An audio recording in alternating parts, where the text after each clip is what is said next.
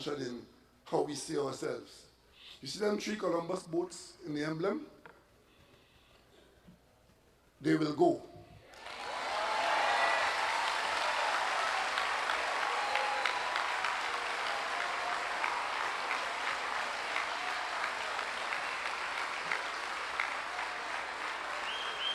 And since we have enough votes in the parliament to do it, I could announce now that as soon as the legislative adjustment is made, and that amendment, that adjustment should be made before the 24th of September, we then, over a 6-month period, will replace Columbus' 3 ships, the Santa Maria, the Pinta, and the Nina, with the steel pan.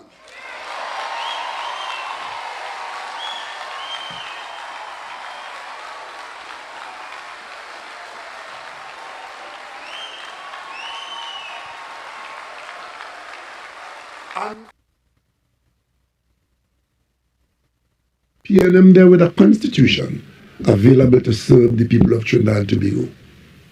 That's what we're going to do. And of course,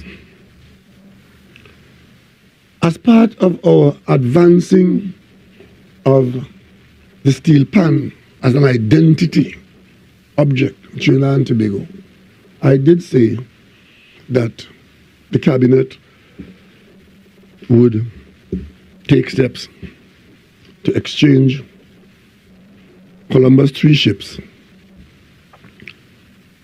for a steel pan on our emblem. You know, there's a demand by people, especially in our diaspora. I've been abroad, and I met big, strong diaspora support for the steel pan on the national flag. Some people think so. Good afternoon, ladies and gentlemen. My name is Renison Jeffrey, and this is the Workers' Rights Platform. Now, we would have played those 2 clips back to back that you could understand the way in which the Prime Minister is using what we call definitional retreat as to try to say something he didn't say, as to say, or try to come back on certain things that he said. And the name of this show tonight is Creeping Dictatorship within Trinidad and Tobago. And there's a reason why we would have came up with such a wording. Because what is taking place right now in Trinidad and Tobago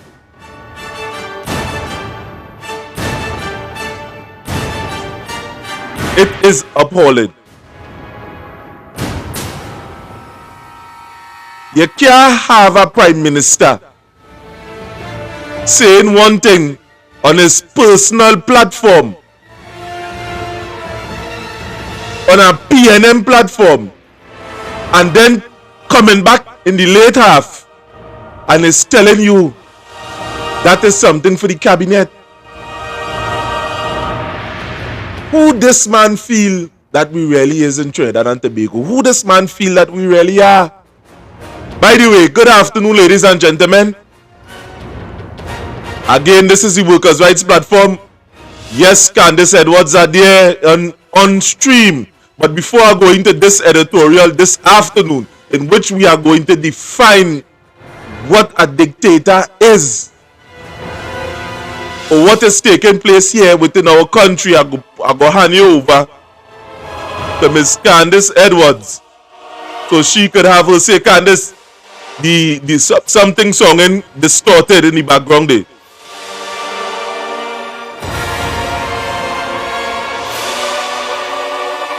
Yes, you hear me?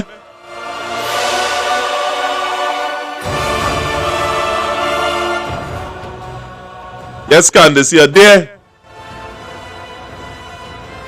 Right, I am hearing you. Go ahead.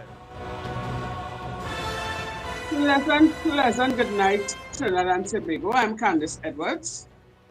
And once again, we are here on the Workers' Rights Platform, bringing all these situations to the forefront. And I would like to explain a little bit to you guys what is dictatorship.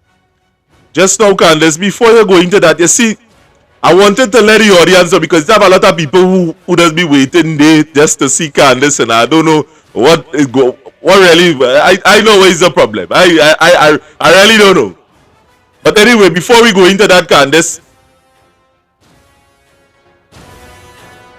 what I gonna what I gonna like the public to know about this thing that the or you understand what is a dictator? That is a question we need to answer. Or you know what is dictatorship? A matter of fact,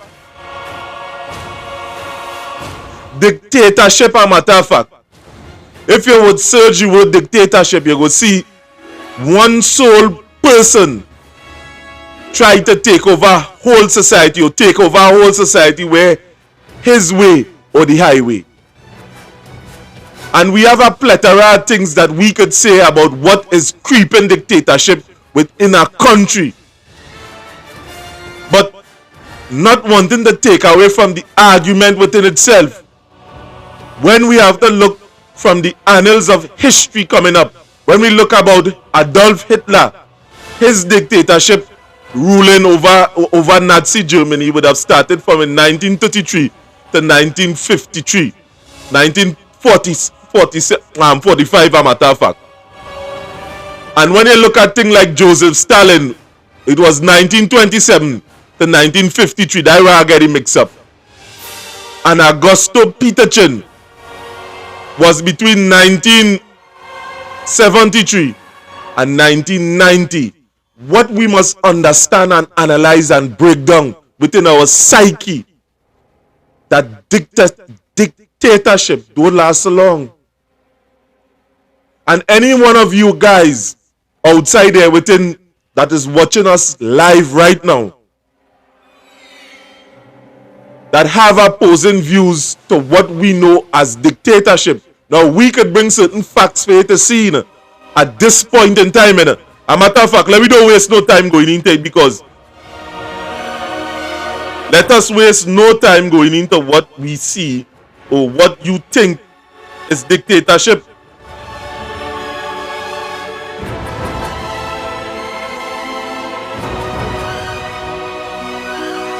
For those that now here, we are going in straight into the discussion again with this thing that they call the coat of arms. So we have a lovely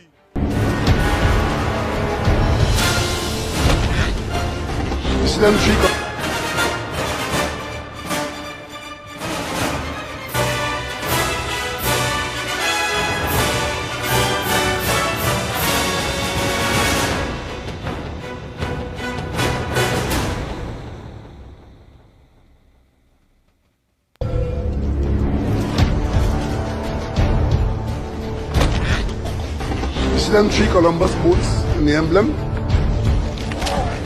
they will go. Tonight is for good behavior and good behavior alone. And I don't want to be disturbed. There was a time when Christopher Columbus was free to make his own way in this world. But his time is coming to an end. What would Rowley want my ships for? You know what the answer is? Jeez, we don't know. You need to give up. You can't defeat me, Pete!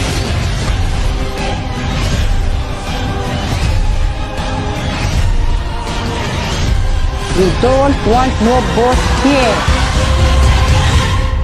You is the Princess Margaret. If I wasn't, this would probably never work.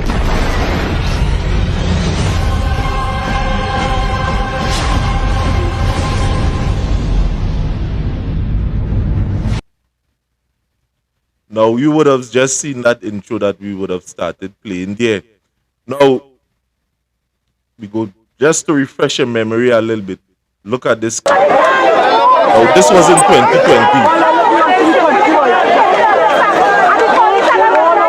This was in 2020. By the Savannah. people would have came out.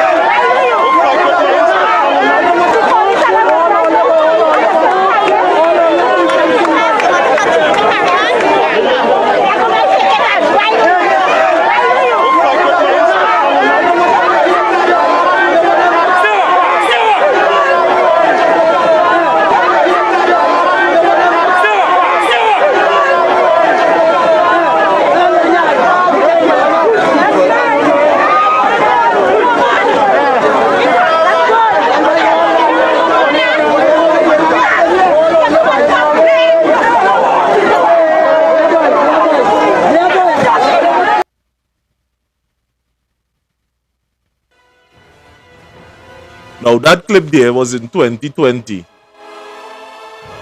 where people was protesting and came out for their rights and would have stand up. But what take place? The human rights of thousands of people was infringed on. And before we go into a deep discussion with, I go like to invite back Miss Candice. Before let Miss Candice tell you a matter of fact. Come on, this Candice. Hi, pleasant night again, everyone. Hello? Yes, Candice. Right. So I was about to read something for you guys on dictatorship, right? A dictatorship is a form of government where one person or a small group of people holds absolute power. You hear the word? Absolute power. And that is something our gracious Prime Minister is trying to exercise on us. Whereas, take for instance, where he would have decided without asking the citizens of Trinidad and Tobago their opinion as to how they feel, what they think about they going forward in changing the symbols, the emblems on the coat of arms. He just decided that is what he wants to do. He came up with the idea and he decided, well, that is what he's going to do. He just decided. The coat of arms, sorry. And nobody is to question his motive. That again is dictatorship. Right? So this means they have complete, so he's showing it that he has complete control over the country and its people. You understand? So the fact that he is portraying himself to be a dictator. So he's showing that he has complete control over the government, military, and over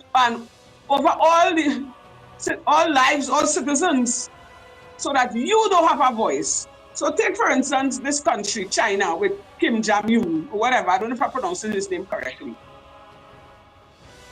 That Chinese fella, he would have taken away all access to the news media, to internet, all right. So he has complete control over them. So the fact that we, the citizens of Trinidad and Tobago, is showing our disagreements in the way how this Prime Minister wants to do things without including us.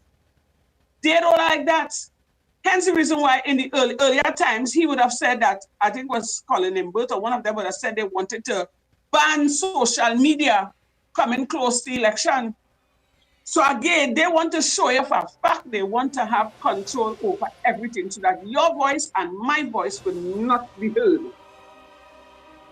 You understand? So then it went on to say,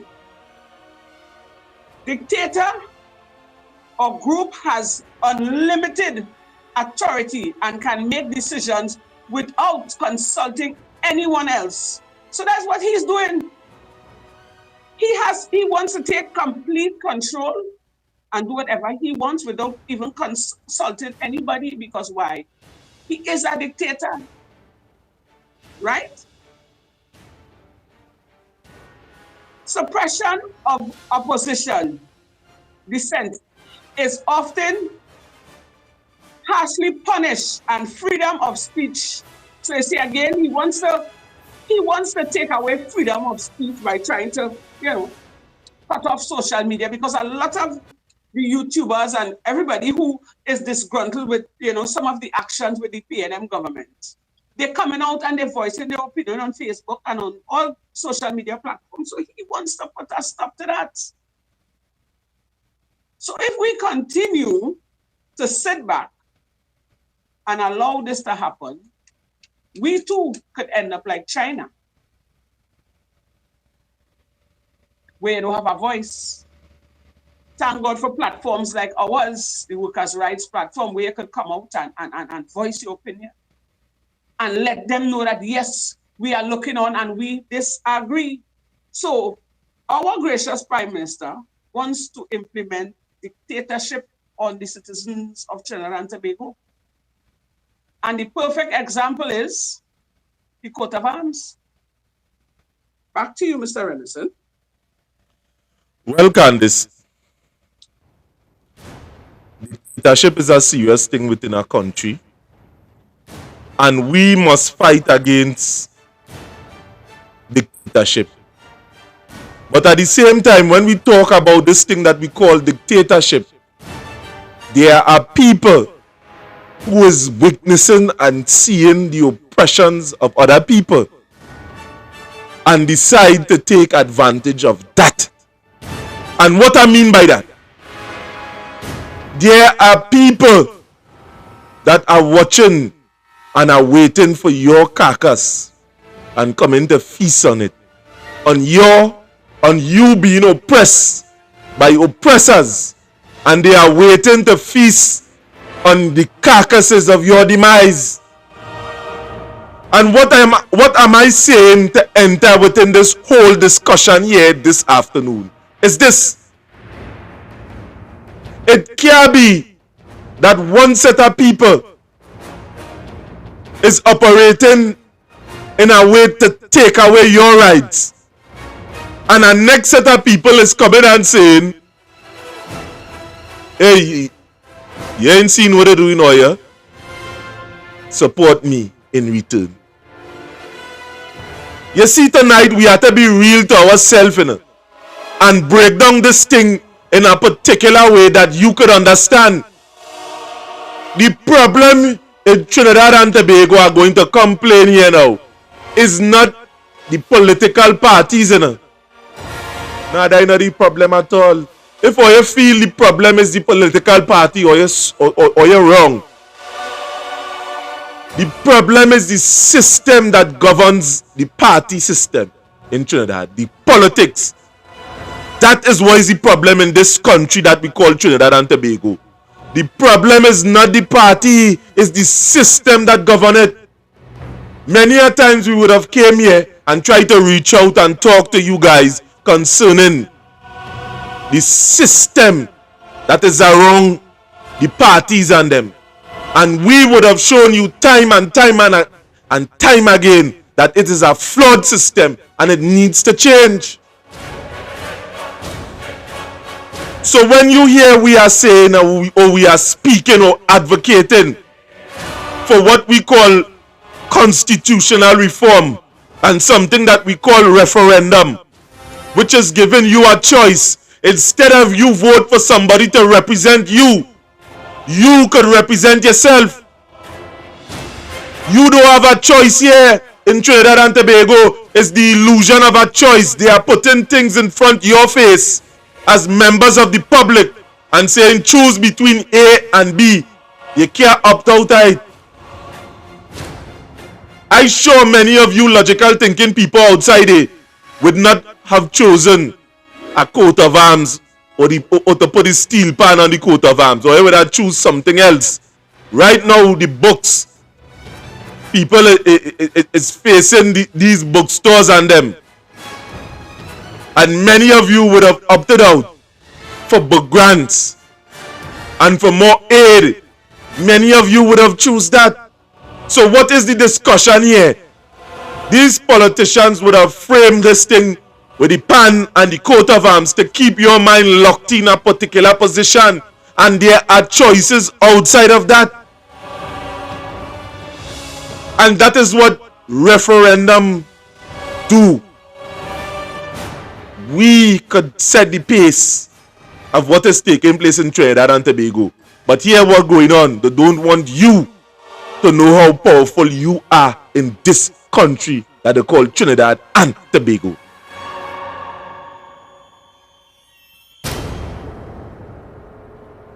So when we talk about dictatorship, as Candace Edwards would have rightfully stated, what is a dictatorial system? A dictatorial system is when an authoritarian form of a government where a leader holds absolute power and exercising such on his subjects, where he uses military force, police force, and undermining the very constitution that upkeep societies and keep it democratized, if such a thing is a word. What we are going in today now here is a breakdown of statements that was made by the political leader, Dr. Keith Christopher Rowley. Or here what you would have been seeing this pit here within the back of us here. We are going to play this thing again that you might understand. We will pull it up and we will bring the next part in juxtaposition. Candace, are you there? Right. So I'm going to play the tape and I'll play the next one in juxtaposition that you could see for your own self and make a judgment. This man, Dr. Keith Christopher Rowley, what he say on his platform and what he's saying now is something totally different.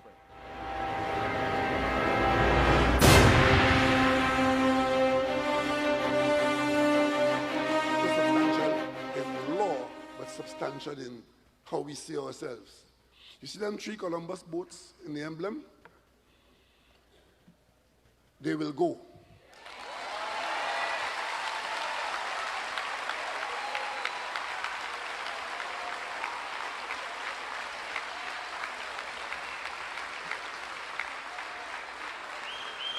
And since we have enough votes in the parliament to do it, I could announce now that as soon as the legislative adjustment is made, and that that adjustment should be made before the 24th of September, we then, over a 6-month period, will replace Columbus' 3 ships, the Santa Maria, the Pinta, and the Nina, with the steel pan.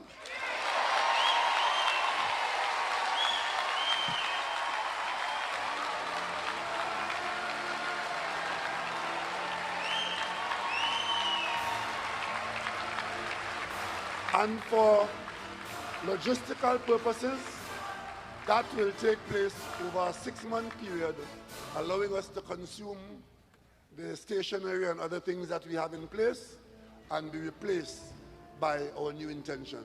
And that should signal that we are on our way to removing the colonial vestiges that we have in our Constitution. And I hope that we start with that and we end up getting up and no longer being squatters on the steps of the Privy Council. Now, to you the people at Trinidad and Tobago, you hear that statement that Rowley would have just said. We will do it within 6 months. We already have the votes in Parliament. Candace, I mean, does that sound like a man to you that is saying that you have a choice in the matter? That was when he jumped up on the stage and I quote in verbatim. He said that he represent vote within Parliament and that process will start immediately within August. Within the next 6 months, everything will change and where he see it in law. Does that sound like a man that asking the population or trying to get an opinion from the rest of the population that what they have to say on the matter?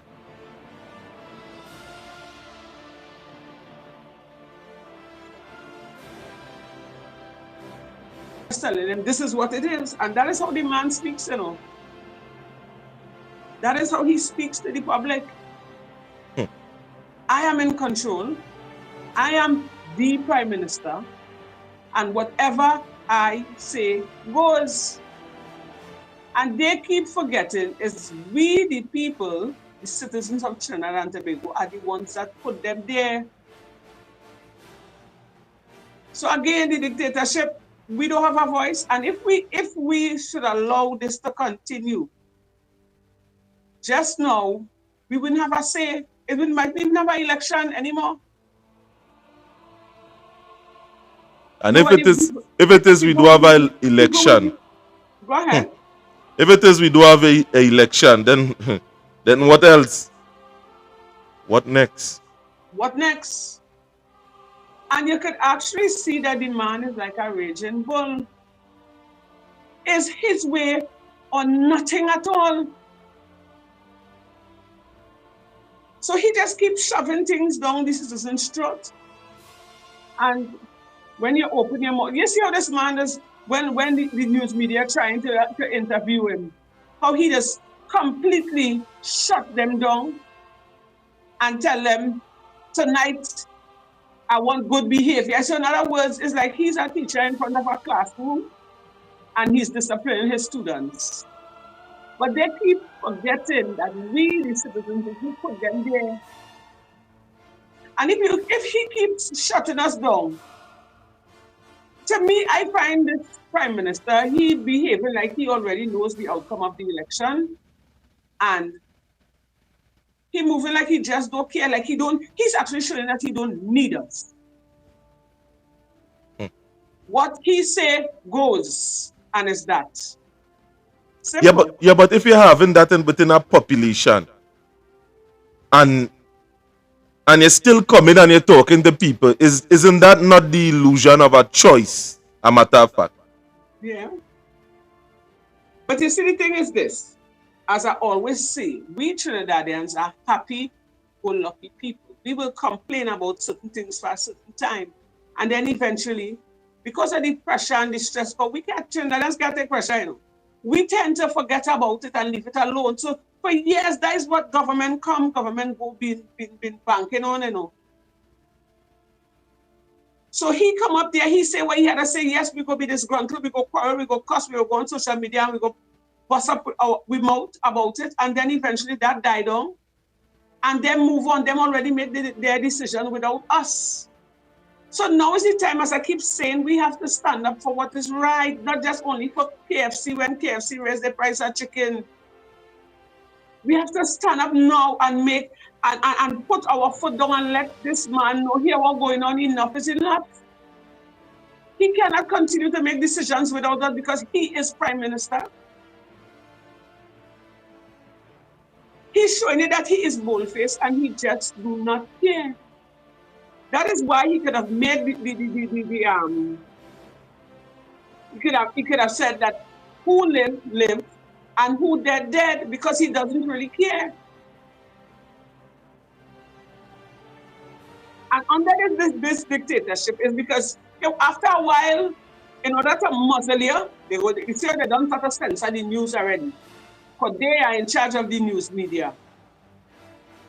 Right? Look, for instance, a little story what we did up in the back, and the journalist, he cut it up because they would have censored it because they don't want what the young men and the young women were saying out in the back there to come out in the public. So they cut it up. So again, they censor it. And now you see they start up with this strategy now. From the time they catch you in folly, they say they shoot behind the police and they bullet riddle you and they kill you. And then they say, it's a gang member. So they're using that kind of force now to kind of control the people. So bit by bit, the dictatorship creeping in, you know. And if we're not careful, that man will tell us when to sleep, when to use the bathroom, when to eat, and how to live, you know.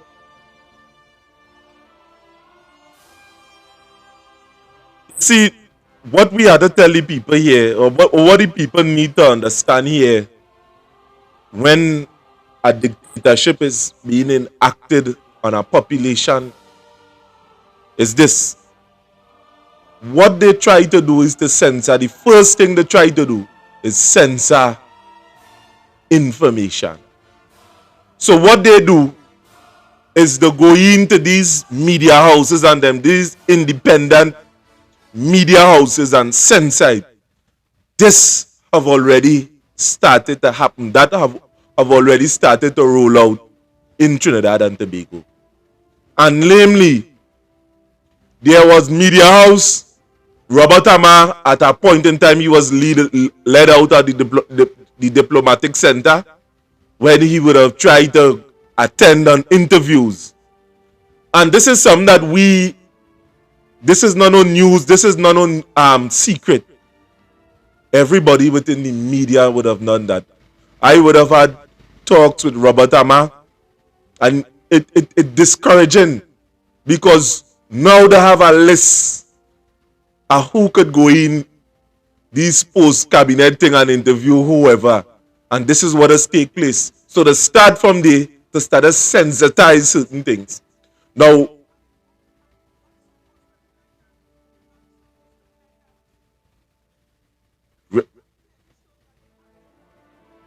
what they're doing, but they can't come out right with it, so they just, easily, gradually easing it in. And if we don't stand up and do what is right, here say Ryan, who live, and who dead, they know that he famous stuff, he famous slang. But they're enforcing it on us, and we, the citizens, we're going to allow them. If we don't stand up, they're going to do it because they're showing you that they're bold-faced and they do not care about us. Because if you have a government and the people crying out for help, look, school going and open, and the amount of people are here complaining that they don't even have money to buy books to send their children to school. Some don't have nothing at all. You all decide to give out book grants. Some people say they ain't get $1 at least to help out to buy at least the book self, at least halfway. Nothing at all. Nothing. And people crying out, and all they're turning a blind eye towards that. You see, when we started talking on this, you see, there's a particular place I want to go with this. So many of you could understand or could see things that exist within the public domain that ushers in a dictatorship into our midst. There are certain signs that you could see, that you could say, yes, boy, this really going on, regardless to what people may try to tell you. Because there are people in Trinidad and Tobago, Candice, that will burn down Trinidad and Tobago to roast a corn for the PNM. And that is the social media activists and them, the nasty, stinking PNM activists and them, that regardless whether wrong or right, they will burn down Trinidad and Tobago to roast a corn for the PNM. And Rowley could never do no wrong. Listen, there are times that we have to stand up here and come out and call a spade, because we have already witnessed that they are suppressing independent journalists in Trinidad and Tobago. So you have to be with the established status quo to be able to get your news outside it. You have to be with the status quo for you to get jobs from the government. And we all know an independent media house doesn't make it so outside here, because they depend on contracts and things from the government. News and no money in it, as small as Trinidad and Tobago. News and no damn money in it. So when you see the start to put pressure on these independent media house and them, understand that dictatorship is there. It is present. When people are using definitional retreat and hedging in their statements, understand that it is already there. So let me tell you what is hedging.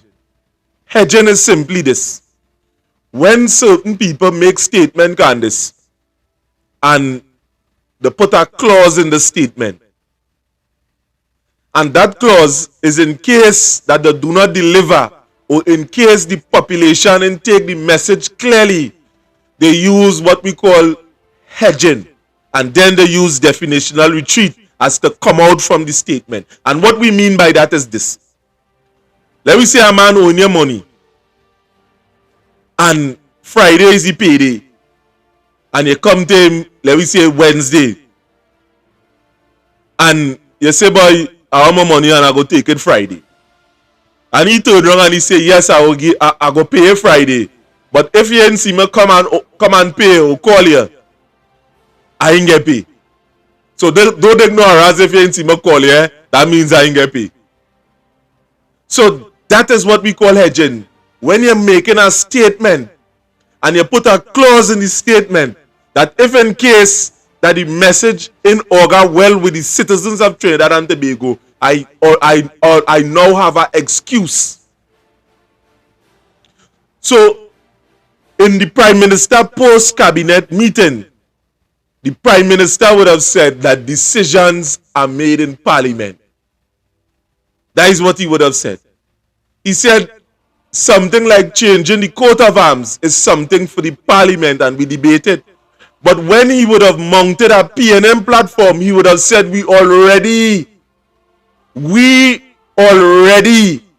have the ministers and the votes and them in place, and we're going on aggressively push through this.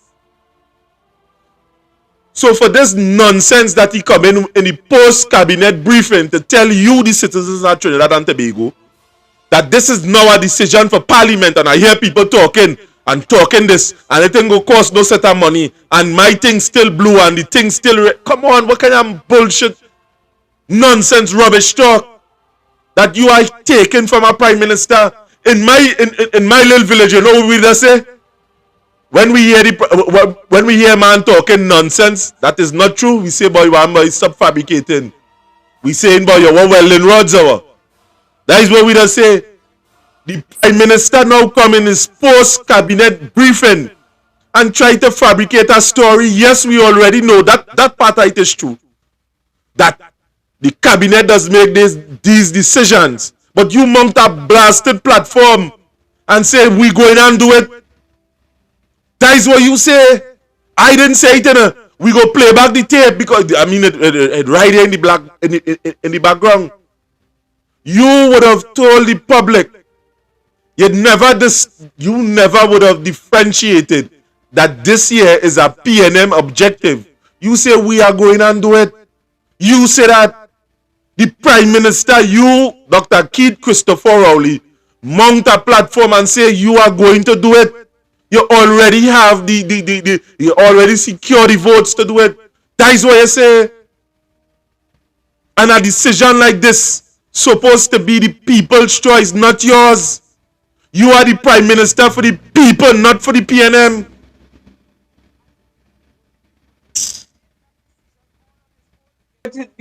His heads of cabinet there, and that was it, you know. And the amount of billions of dollars, and he's saying that will cost nothing. How come? That could be money coming out of his pocket then. For it not to cost nothing, because everything will have to change, you know, birth paper, ID card, passport, everything will have to change. All the emblems on them buildings, that is billions of dollars. And when they're saying that the country don't have money, people suffer, and people can't send their children to school, they can't put food on the table. Public servants still working on 2013 salary, they can hardly even feed themselves, but just their family. And that's all they can focus on. It's about our issues. And this is the things we, the citizens, need to stand up and show these people, and then hear what's going on. We're not taking that. No, it have other things you could channel that money into. It have other things you could do with that amount of money. And you keep telling us, tighten our belts, tighten your belt. How much more we could tighten our belt, Mr. Prime Minister? Some people, it reach the last hoop. Some people, they have no more hoop. Some people, they tongue out their mouth. Because you know why? They're not feeling the pain, you know. It's we, the citizens, feeling it. You know. The crime not reaching them, you know. The crime is happening to us, you and me, the citizens, petty theft. Where people going in people's house, taking their pot of food. Imagine that. taking pampers, taking clothes, that is real poverty. Where you ever hear them kind of thing happen? Where you ever hear them kind of thing happen? Sometime back, a lady was walking the streets, and some fellas hold the woman and beat the woman and drag she like a dog on the ground to take away her handbag with her money in it. And when they do hear the shout, certain officers of the law was a part of that. It's like the people, the citizens starting to eat and feed off of each other, crab in a barrel. They're fighting to survive. And because you all are up there, you all have plenty security, you all don't have to study about food, clothing, transportation, nothing at all. All you're not feeling it, but all you need to come down from on high and come down low and feel what the citizens are feeling. Is that all they don't have a heart? But we are the people that put all their dread. We are the people that put the PNM in power. And to all the PNMites, let's call it, that's standing up there and upholding this man and this wicked act this man putting out on the citizens. Some of they had to burn in hellfire. Is when the crime reach from in front of all your door, or when the property tax start affect all you because all you happy go lucky now and clapping fame and cheering fame. Don't feel all they exempted from that, you know. Every man, Jack and his brother, going to get a taste of that. You see, when people start to get put out of the house, after you work hard for many years to buy bricks, sand, cement, to build that house, to leave a legacy for your children and your grandchildren, and to see somebody else come in and get that for next to nothing, or it being demolished, then all they will understand. Look, they're going to attack the people pension now. Imagine that. Candace, before we go on to that pension thing, we plan to come in with there are certain guests that we are coming in with that pension to bring that story to light. Because people real talking about it, and there are people that want to say their 2 cents. So don't let me go into it in I wasn't going into it, I was just kind of skimming the top to kind of jog the citizens' memories. Because we just tend to forget, we are a type of people, iron line, we really can handle pressure, we tend to push it under the carpet, but it ain't going nowhere. And if we don't deal with that situation now, what will happen to we will come to return? And they're showing that they don't care. They're just enforcing the laws for their benefits. And whatever they see fit to do, they're doing it without consulting us. So then we, the citizens of Trinidad and Tobago, we's nobody then. All kind of things happening. Up to now, they cannot solve crime. Blood washing on the streets. All kind of things happening.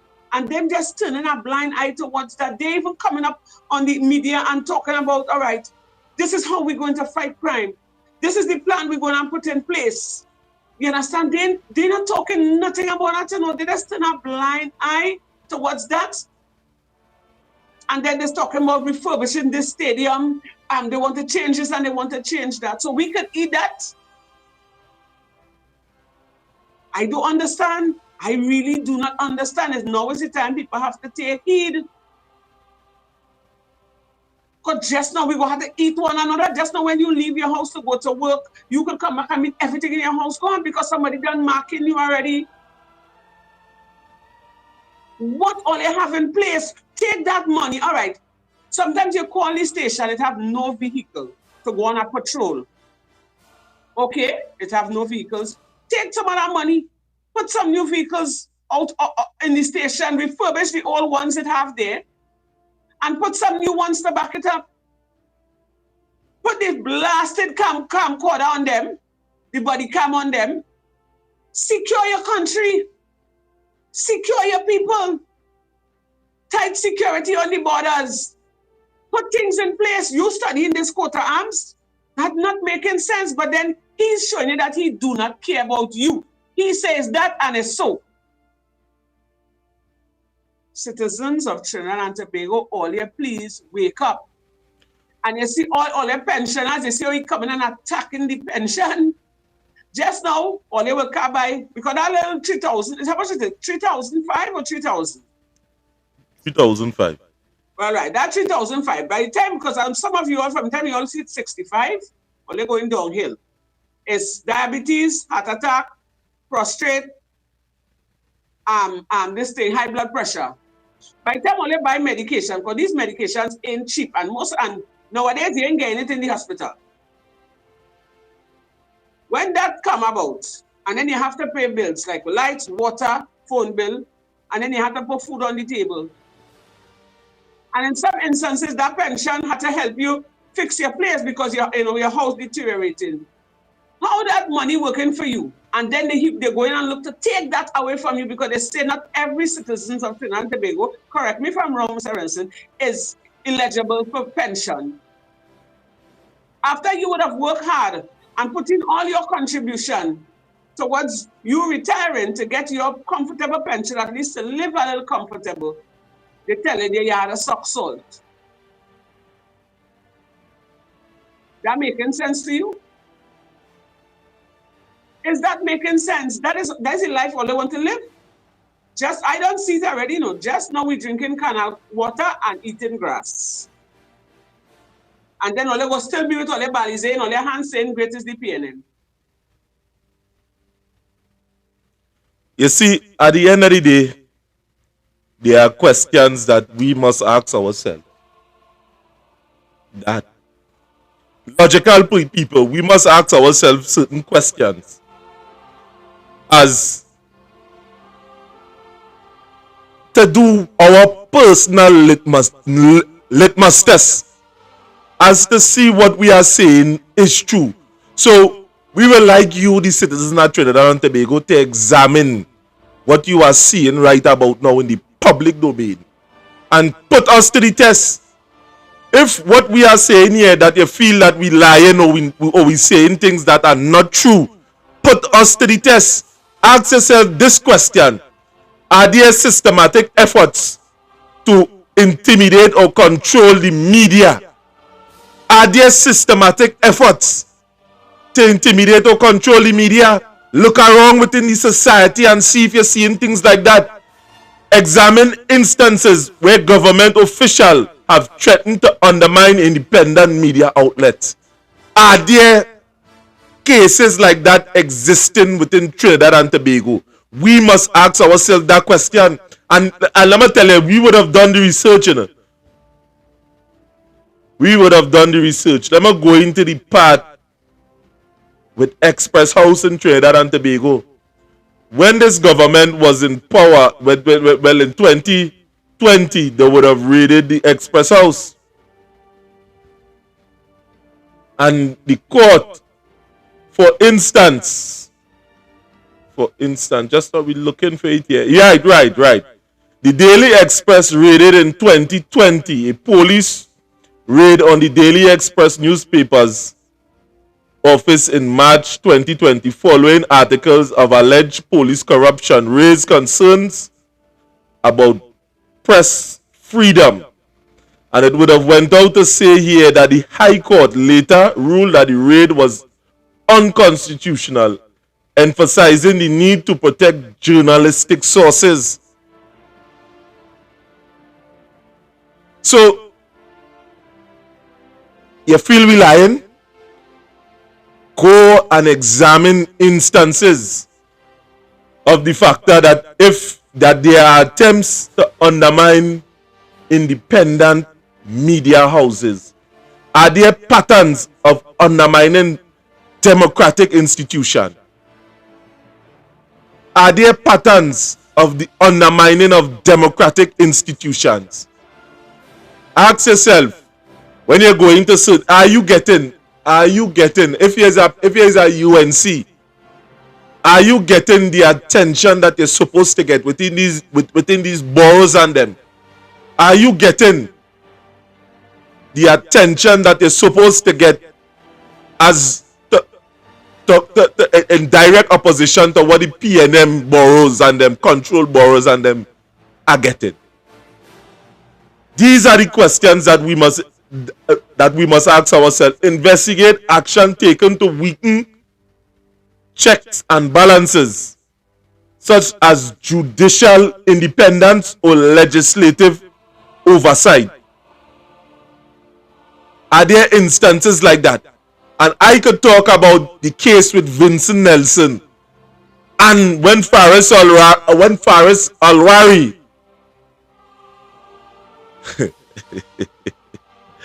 people, or you see the type of road that are going down here? Are there instances as that exist? Are there attempts to consolidate power in executive branches?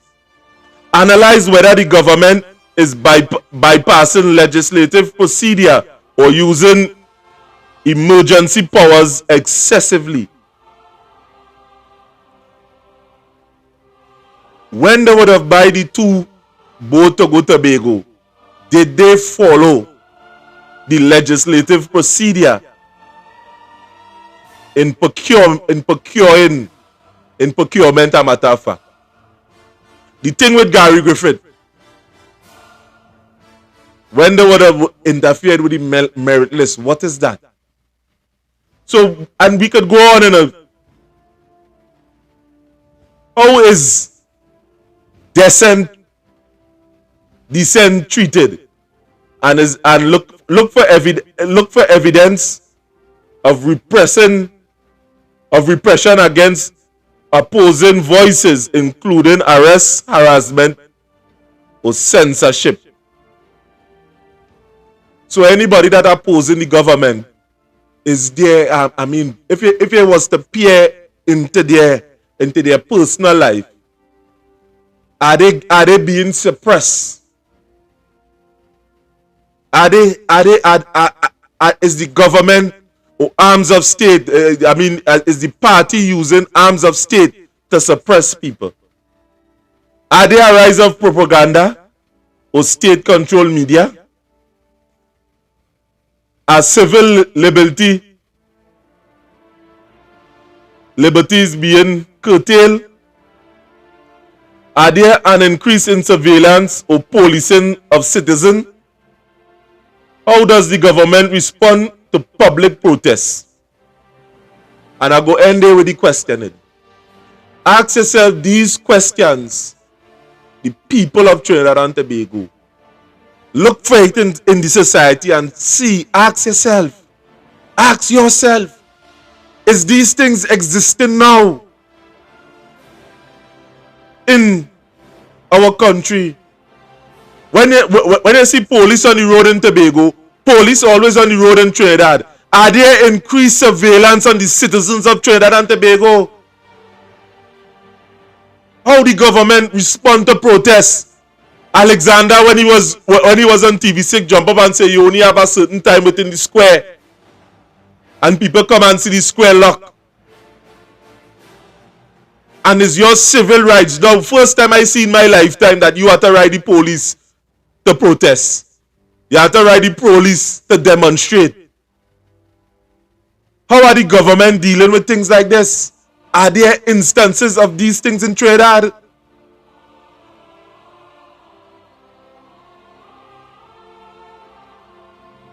I believe, in order to get permission to protest. And I find it was a bit strange, I say, but if it's a protest, they wouldn't really want us to go out there to protest, because we will be highlighting certain issues, certain unjust situation that's taken upon us, and we had to ask for permission.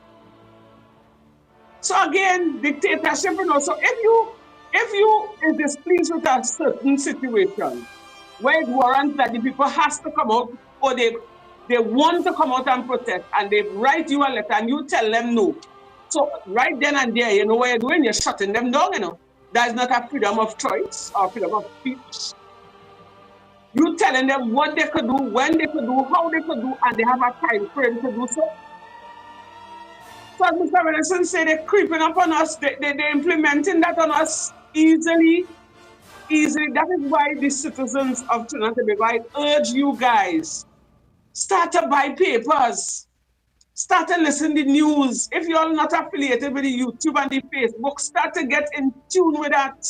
Because the news, the Trinidad and Tobago news, they could still muzzle it. They could still cut it up and play what they want you to hear. or put up what they want you to see, but with social media, they cannot hide it. The most they could do, in some instances, they have this thing they put in a community violation. You understand me?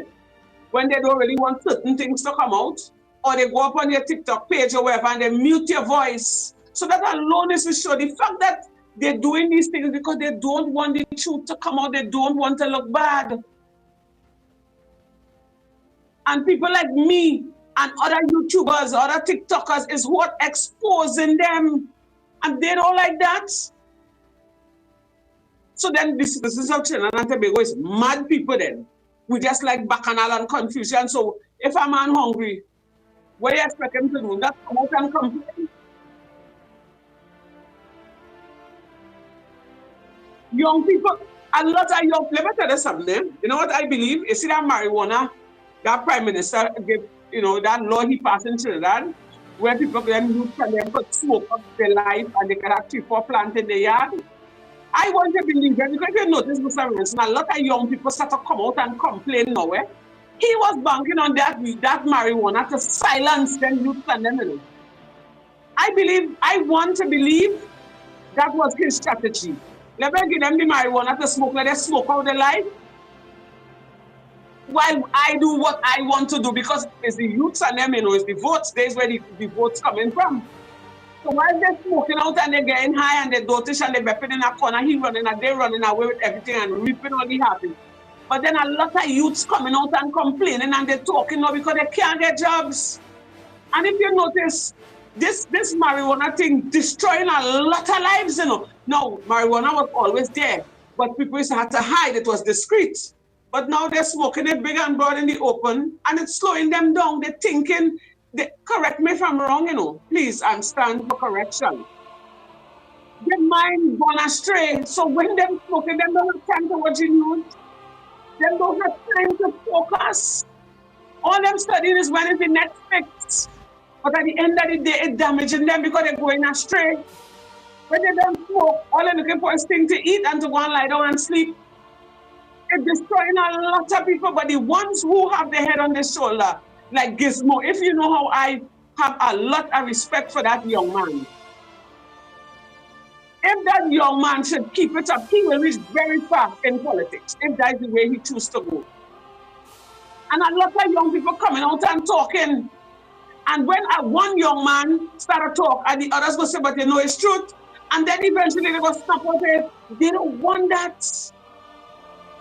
That is why I keep telling people, start to listen to the news, start to read. If you can't read, let somebody read it for you, and let somebody explain to you, because this election is very important for the citizens of Trinidad and Tobago. This determines who live or who dead. This election coming here is a very serious election. Now, let's see what's going on in the country. People taking it upon themselves that they cannot handle starvation. They cannot handle frustration. They're coming inside your house now. They graduate from the business places and they're attacking your home. Where you're supposed to be safe. They don't care about cameras. So then that money where he gonna take to change coat of arms, new vehicles, better guns, because sometimes when you go out and pose them gun and shoot, I say them talking, the bandits have better gun than them. When they go pow, the bandits and them, the bullet riddling them down, they have to run for cover. Beef up on the security. Make sure everybody have, the body cam. What is this big thing that all you're trying to prevent this to passing this law with this body cam? It's other things, or they could put that money into that coat of arm things that is none and void, that they're putting food in my belly. If they're putting money in my pocket, they might put money in their pocket, not in our pocket. You're coming up with all kind of strategies to suck the little dollar that the citizens have left. We're attacking their pension. He even talk about going into people's accounts and talking about the monies that they have saving in the bank. They could use that. But he was the man who said nobody's to touch his money, and no, his money is not to keep out. But you want to, man, if all you wake up from this, I don't understand. I don't know what will happen, You see, there is something that I want to play for these citizens again. You see, it talk about Candace, it talk about a frog. As a matter of fact, let me go for a little break, Candace. Let me play this video that people will talk. I mean, is a frog. When you take a frog and you put it in a pot, it does jump out. If you put it in a hot pot, it does jump out. But if you gradually increase the heat,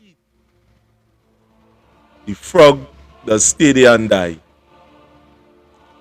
And what I see here is that the gradually increasing the heat on people and people taking that. So, people of Trinidad and Tobago, we are going to play this clip here, and I urge you to take it in. There's a famous story about frogs and boiling water I have to share with you, because I think it is relevant to all of us. As the story goes, if you place a frog in a pot of boiling water, it will immediately jump out to save its life. But if you put the same frog in a pot of room temperature water and slowly heat it up, the frog will remain in the pot. Even when the water starts boiling, the frog will stay there and ultimately boil to death. Now, you may be thinking that frogs are stupid, but don't we all do that to some degree? You spend too long in a relationship, in a business, in a job, in a friendship. At the start, it was good. Then slowly over time, it started dying.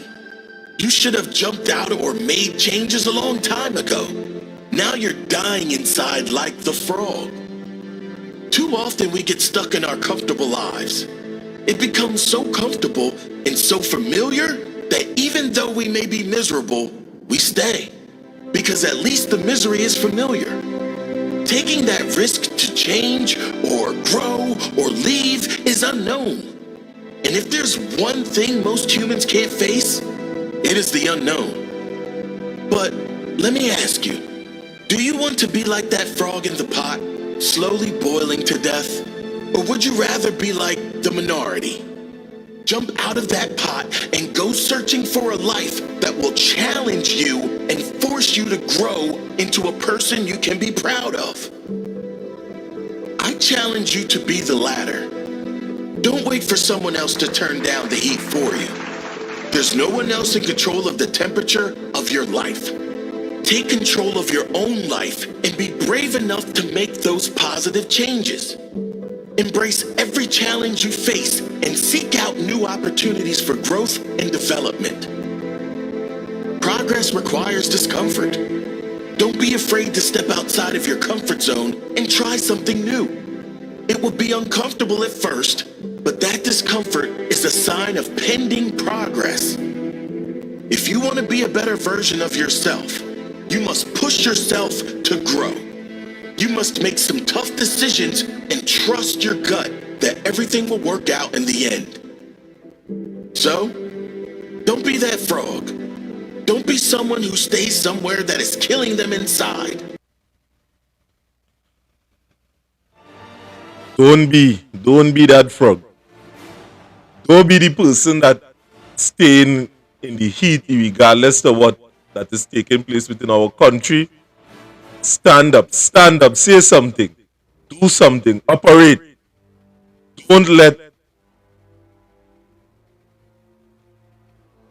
just a we.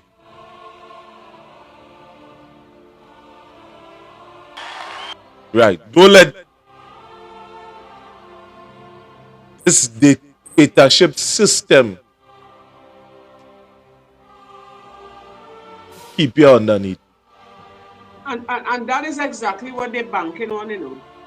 They are banking on that. They're creeping it, they introduce it, they make sure they come out in plain. And they tell you, these are our intentions, or this is what we're going to do. And they know very well, the citizens, when we our hands are tied behind our back at what they say goes. So it comes like an abusive husband. You're accustomed beating your wife, and every time you beat she, you tell she, you make me do it. And eventually she become the victim. So she's trying to, live a life that is pleasing to you because every time she get licked or abused, you make me do it. So in other words, you're instilling fear and you're becoming, this big massa over the people. So we don't have a voice, you in control. And as Mr. Renison said, the frog in the pot, so you turn on the heat right away, you put it on gradually. And gradually, bit by bit, the frog will come and die.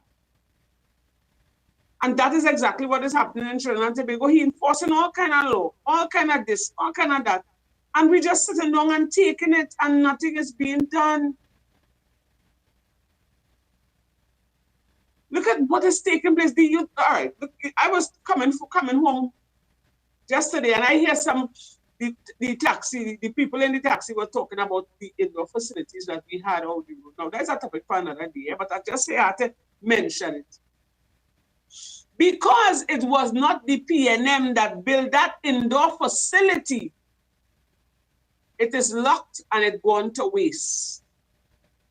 Mind you, we have a lot of youths. Look at about 4 or 5 youths out, they catch them playing with a gun, shooting it up in the air. And you can actually see these children are idle hands, as I said, find idle things to do. You think if it had some kind of sporting facility there where people could have been playing football, cricket, netball, or some kind of thing. Long time we used to see people playing in the savannah, they have football tournaments, all kind of things to occupy the youths. Nothing is being closed down. It never even hold a function in it.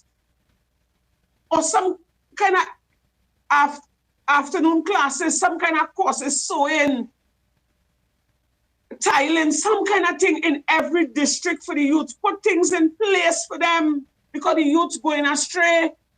Because you, Mr. Prime Minister, made it okay for them to come out and smoke the weed.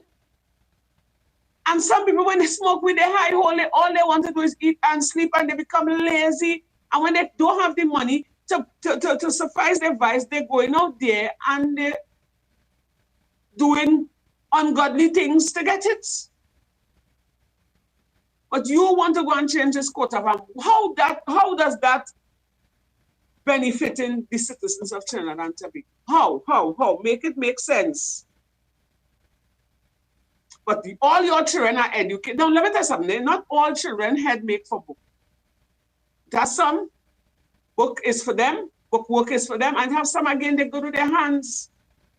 But if you're not putting things in place for them to excel, this is going to be the outcome. Look how much youths, look at this, I think it's yesterday in Arima, one of them playing with a gun again and shoot a 15-year-old or 16-year-old girl and kill her. Come on. They're home, they're idle, they haven't access to these weapons, and they're playing the fool. And you ain't taking that into consideration. Let me try again to put something in place for the youth. All right, you say you have white classes, and you're giving them a stipend. But do you all have that in every district? And you can't just say in one place. You had to have about 4 or 5 of them things set up. It have teachers and people who, get them jobs to come out there and tutor these children, kind of pull them back out from off the street, because when them gang leaders and them get them, it's gone, they're gone, And you're not putting things in place for that, Mr. Prime Minister. Why? This is a future generation, and right before our eyes, they are being destroyed. The future generation, my children, your children, everybody's children, somehow they're bouncing up with the wrong peers, or the drug man picking them up off the street, buying them a sneakers or outfit, and they give them a little something and put them out there. And the poor thing, they're inexperienced, they're starting to war amongst each other, kill out one another. And that is the situation every day. You're hearing it on the news. If you're blind, you could hear. And if you're deaf, you could see. You're seeing it. And you're still not putting things in place. You're not putting things in place. And I don't know what's really going on. So if the whole of children kill out one another, what will happen? What will happen? Where will say? That is not your fault. But you are the Prime Minister. You're supposed to be putting things in place for these things, and you're not doing it, Jed. You're not doing it. You're showing me that you don't care. You're literally showing us that you don't care. You're not coming out and addressing the situation. Or at least mama guy we serve and show we that you're trying. You're just turning a blind eye towards it and que sera. You have officers of the law committing crime, doing foolishness, and they're getting catch. The ones are getting catch. So that is not enough to show, well, all right, here we're going on. Let me do a proper investigation. Long time when police, you're going into the police service, people used to pass at your home and inquire about you. They don't do that again. Everything is a link, who you know and who know you. Everything just gone haywire. You is the Prime Minister. You're supposed to govern the land in the correct way. All you studying is coat of arms and money. Money's gone missing. Where that money gone, nobody. And you know, if the poor man, the thief, that amount of money, all now, so he faces plaster over the news already, hanging him by the string of a toenail to show the citizens that all they deal with it. But you know, who want lock oil up? Nobody ain't locking up all, you know. All again, now we're scotch free. And only keep showing the citizens that all they really don't care. They don't have a voice, and they can't say they just take it and cool it. But you know, my thing is that when you are coming into power, I look at you for the very first time and I listen. It was in Sunny Grande and I listened to you carefully, yeah? And you know, you didn't really impress me. But then again, people wanted a change and we give you a chance. But look at the change. The country gone from bad to worse. And according to the old nigga slang, worsera. It's not a word, but I just using that term. It's in a mess. And you're showing me you just don't care, Mr. Prime Minister. Only reason no kind of thing and laughing in our faces. And you know, we the citizens of Trinidad is to blame because we're not standing up. We're not standing up to let them people know how we're going on. We're not taking that. We don't come on the road and shoot and pelt big stone, you know. Silent protests, come together and silent protests. Because whilst we suffering, they living a good life, eating and drinking the best, their children going to the best schools, best education. And whilst ours suffering, it have children who, once given the right opportunity, they will excel. But where they get the right opportunity from?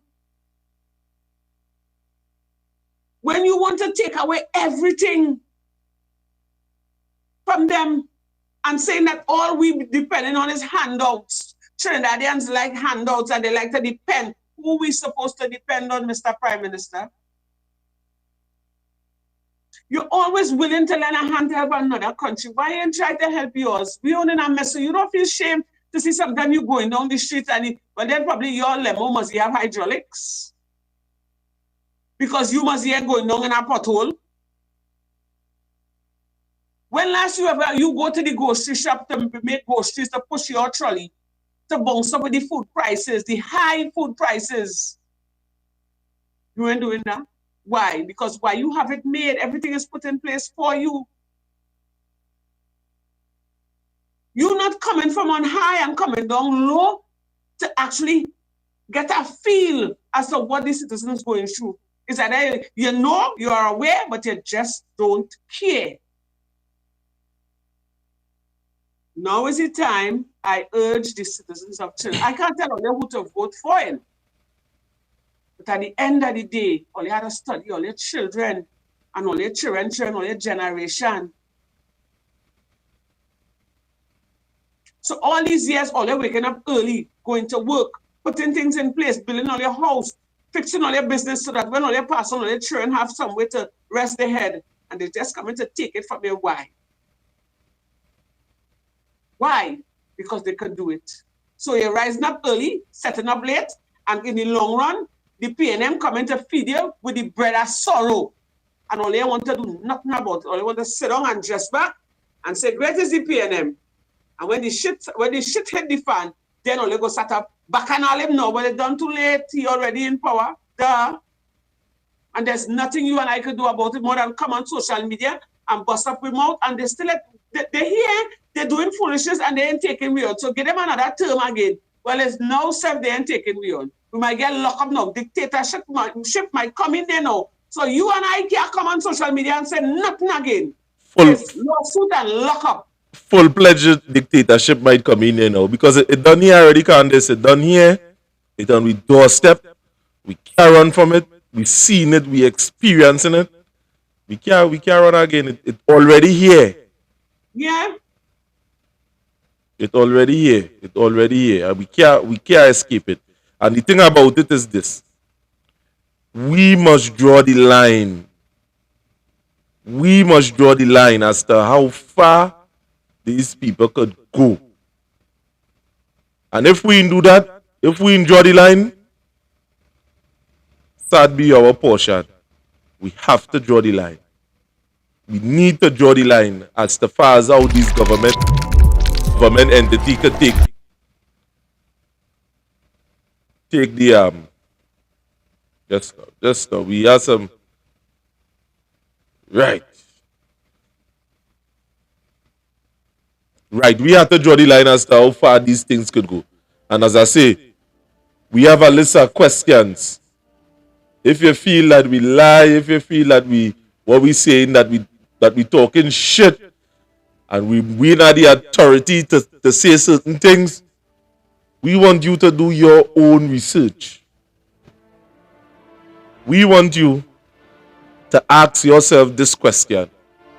Are there systematic efforts to intimidate or control the media?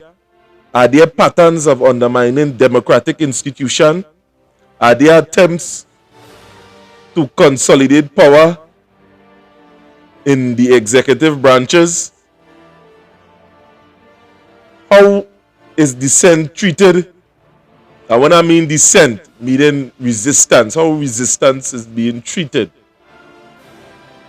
Is there rise in propaganda or state-controlled media? Are civil liberties being curtailed? Are there increased surveillance or policing of citizens? And how does the government respond to public protests? That is what we want you guys to ask yourself. If you feel we lying, if you feel we talking stupidness, if you feel that, we come up here and we just want to be noticed, but that has been the response, Candice, of the Prime Minister, because he say people on social media just want to be noticed. He says some of the comments that he's hearing about the coat of arms is nonsensical because it ain't gonna cost no money. What kind of Candace, the man say it ain't gonna cost no money. Imagine you are the belly to say it ain't gonna cost no money. Well, then it probably coming out of his pocket. The billions that went missing. No, well, I want to know if it's for free. I want to know if this thing is for free. I want to know if changing the dollar, changing the cents, if these things are for free. It appears to me that this man wants to secure a certain amount of finances, but I want to put my word carefully in it. Sounding to me, citizens of Trinidad and Tobago, that the Prime Minister of this country want to secure a certain amount of money in a particular individual pocket. It appears to me. I ain't saying that is facts. It appears that he want to give his friend and them a little blind, a little contract to do certain things. So again, people, we could go through this again because I want to pong in, I want to go in your head. I want to know. I want you to ask yourself, how does the government respond to protests? Evaluate the use of force or legal measures against peaceful demonstration. That is what I wanted to evaluate. I want you to to ask yourself the question, is there increase in surveillance or policing of citizens? Investigate whether government is using technology or to monitor or suppress political dissent. As civil liberties being curtailed, explore changes in laws, policies that restrict freedom of assembly, speech, or press. That is what I wanted to ask yourself. Are there laws in place? But Mr. Renison, they've seen it, even if for the ones who, who not, equipped with the technology and all of that, and who don't like to listen to the news, they will just listen to hearsay. They're seeing it for themselves, they're feeling it in their pockets, they're watching the news, they're seeing what's taking place. They're literally seeing it, and they're seeing the actions of the Prime Minister. And that is to show you the man is aware of what is taking place on social media. He is listening to every one of these TikTokers, whoever coming up there and talking about what he's doing. He listens to everything. You see, Fitzgerald Hines said it before. He is aware, they are aware, but they just don't care. They could do it. They are going to do it. And who don't like it, they're the business. And I wish they would have shown us that this kind of behavior before we vote them in. So in other words, they trick us, they fool us into believing that they have the citizens' best interests at heart, and they don't. Food prices going up every week. Our dollar has no value. Long time you go to the grocery with $1,000 and you still have groceries to last at least about a week and a half to 2 weeks. Now you have to watch in the bag to see what you're buying. Go to go parts of those vehicles, those taxi drivers have it really hard. And when you're done, you're hitting them ticket points upon points. So when a man have to go through all of that and he have his family to take care of, and then you want to tell people how much rent to make.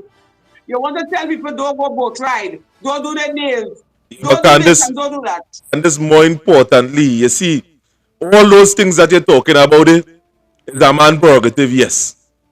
But we have to understand the efforts and the chain behind all of these things, the moving parts behind the government that we are seeing here now. It reached a point that the citizen do not have a choice on nothing that is taking place within our country, because you could come up and say on a platform, the people say this and the people say that, and that could be a total misrepresentation of the people itself. Because if we are to look at real statistics in Trinidad and Tobago, Candice, only 300,000 people out of 1 million people that is eligible to vote is coming out. Only 300 people. So there is a larger part of the population. I would have gotten those statistics from the last local election.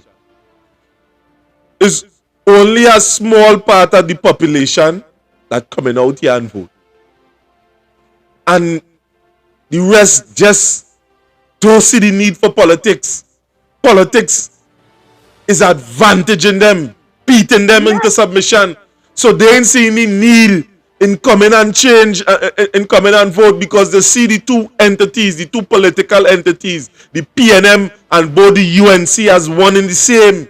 So that is why they are so closely related that they are indistinguishable from one another. And when I say that, I say all. If it is you are upholding or you're trying to preach a kind of integrity kind of doctrine, you need to show that publicly. All these type of petty squabbles that is taking place within the public domain with the opposition party, it need to stop. The alliances need to form.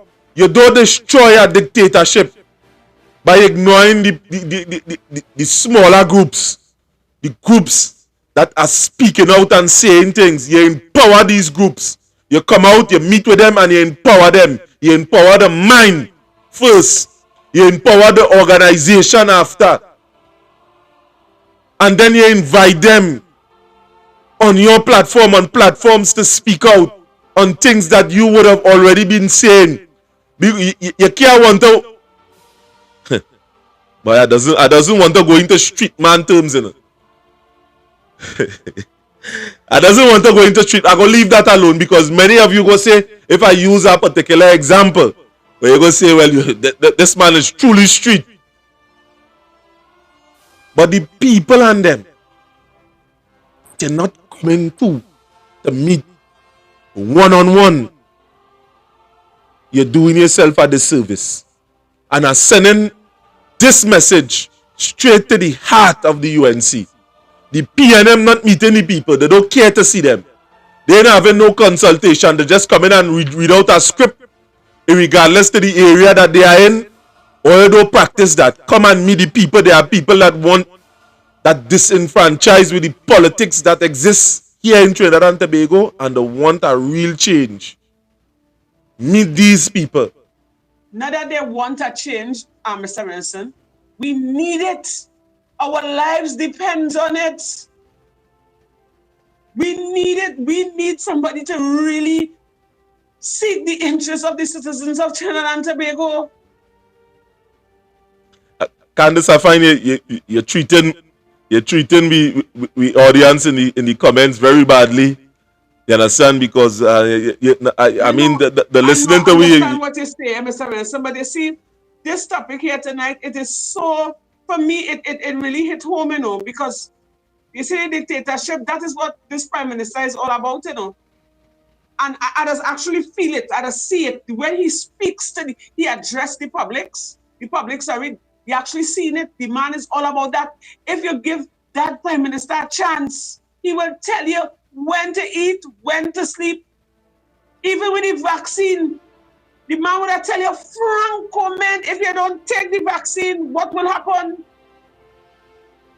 Look, there's a topic for another time too. So let me go into the comments and say good night to our followers, you know. And I've seen a lot of people start following us, and I am so grateful. And I just urge you all, listen to me carefully. A friend tell a friend. Introduce the platform to your friends, and tell a friend. Right? So that we could keep abreast with what's taking place. Because why is we turning a blind eye and sweeping everything under the carpet? They running away with the monies in our treasury. The country going from worse to worse to worse to worse every day. And it's we who put them there, and we could take them out. We have to make a stand. But if we don't come together, what will happen? I don't know. I really don't know. And it's sad. It's sad and it's hurtful, because what will happen to our children and our children? What will happen to them? We're living in hell. We, the citizens of Trinidad and Tobago, we're living in hell. It doesn't fire start surround us yet, surround us as yet, but we're living in hell. We live here every day is a murder, and not just one murder, murders, and it's going unsolved. Now, I mean, see, you can't stop crime, you know, or crime there since before we were born, but at least you can curb it, you can try to put things in place. And they're not doing that at all. They're definitely not doing that. They're turning a blind eye to that. Let me go into the comments. Somebody make this comment. The Donna Ramlal chance. You see, Auntie, I feel you go cuss. I really feel so too, you know, Candice. I thought you'd have cussed there, you know. No, I wouldn't curse. No, Donna, I wouldn't curse. I learned to hold my tongue. I love you too, Donna. So, Missy, let me get into the comments. Donna Lee Ling, good evening. This is the sad reality. Our sweet Trinidad and Tobago has been allowed to be reduced to.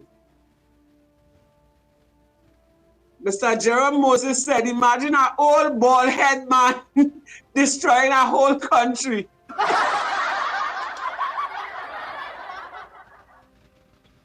Oh God. Donna Ramrochan with the son. People in Trinidad are selfish. I could agree with that, and yet still I wouldn't really agree with that, you know. I would say some of the people, we don't have belly, we frightened, and you know, we just want to live a carefree kind of life, you know. Some Trinidadians can't handle pressure. Donna Ramlochan said he is a bully, and yes, he really is a bully, because he enforcing it on us. Take it or leave it, take that and cool it. Right? Annette Hunt, good night. She said, good night, we are not going back. I do hope we have to make a stand. Yeah, I do. I really do hope. And people you could call in live. We the number is 333-2176. 333-2176. This is too much. This is too much of plenty. This Prime Minister over going on. Every day is something. And he just don't care. Long time is to have, look, I feel it for some of these parents, you know, who have children to send out to school, you know. A mother was telling me today, her child is in first year. And the school shirt, one school shirt is $75, and that child had to give out $5. And you can't get it in the bookstore. You have to buy it in the school. What Candace, don't talk that, because you know I telling you, I was finishing up by the book to my son. And you know, so many books and them I also go. I can't get it in the bookstore. I don't buy it in the school. And imagine a notebook, Candace. Imagine a notebook is $15. Now, or you would have thought that is small thing. But compare it to a notebook in the store and is a copybook I had to pay $15 for. Now, I wasn't studying it, and a man say, you hearing yourself, boy? $15 a book? You know, a notebook is about $8, $12 a notebook. Why a copybook costing $15? And he had to get 12. Imagine that. Do the maths. He had to get 12. So you see, it all boils down to a money-making business. So when they do that to the future generation, what about a parent who have about 6 or 7 children? And they have to buy the same amount of copybooks of each one of these children. And that parent can't really afford it. And this obviously, that child will have to stay home until better could be done, and that child will be falling back. These is things they're supposed to put in place. You remember a long time when you buy a textbook, if it's a maths book or English or a human and social biology book, you could have passed on that book to your other siblings behind. They could have used it for like about 3 or 4 terms. No, and they hardly even using the books. All they're doing, they're probably changing the cover and changing around a few words, and they're selling it for more money. One textbook costing you all kind of $400 or $500, and at that end of that term, that book is of no use, and they even use half of it. I have some books in the back room cabinet there for my son, and the books and them brand new. Some of them I throw them away. I try to sell them or to give them over to somebody who in need, but they're not using it. A money-making thing again. And when they're done now, after you spend all that amount of money, they come in and look to chuck in raffle sheet. Well, I used to put my signature on it and give them a lovely note. Do not send this home with me. Stop teaching my child to beg for money. So the school is a money-making thing. Sometimes when you go in the school, half of the teachers not in front of the class, you know. They have to, I don't know, but I tell you something, next year, they go for you wake up. Or they figure them youths and them going astray. Or they feel now they're going astray, or they ain't seen nothing yet. All you ain't see nothing as yet. And mind you see this generator we have there, here right now, they're different, eh? They're different because they have so the internet where they will sit down behind and do their research. And some of them even getting versed in that, eh? So eventually, we will, God forbid, we don't have educated criminals. We will have way advanced educated criminals just now. And I know who's to blame. And I'm going to tell you something there. Somehow they like to blame the parents. And that is a statement I'm starting to dislike. Yes, some of the parents are to blame in the upbringing of their children, you know. But I want to believe it. You see, society has a part to play in that as well. Because there are families who bringing up their children in the right way. They're doing they're doing their best to the best of their ability, but society is not giving them a chance.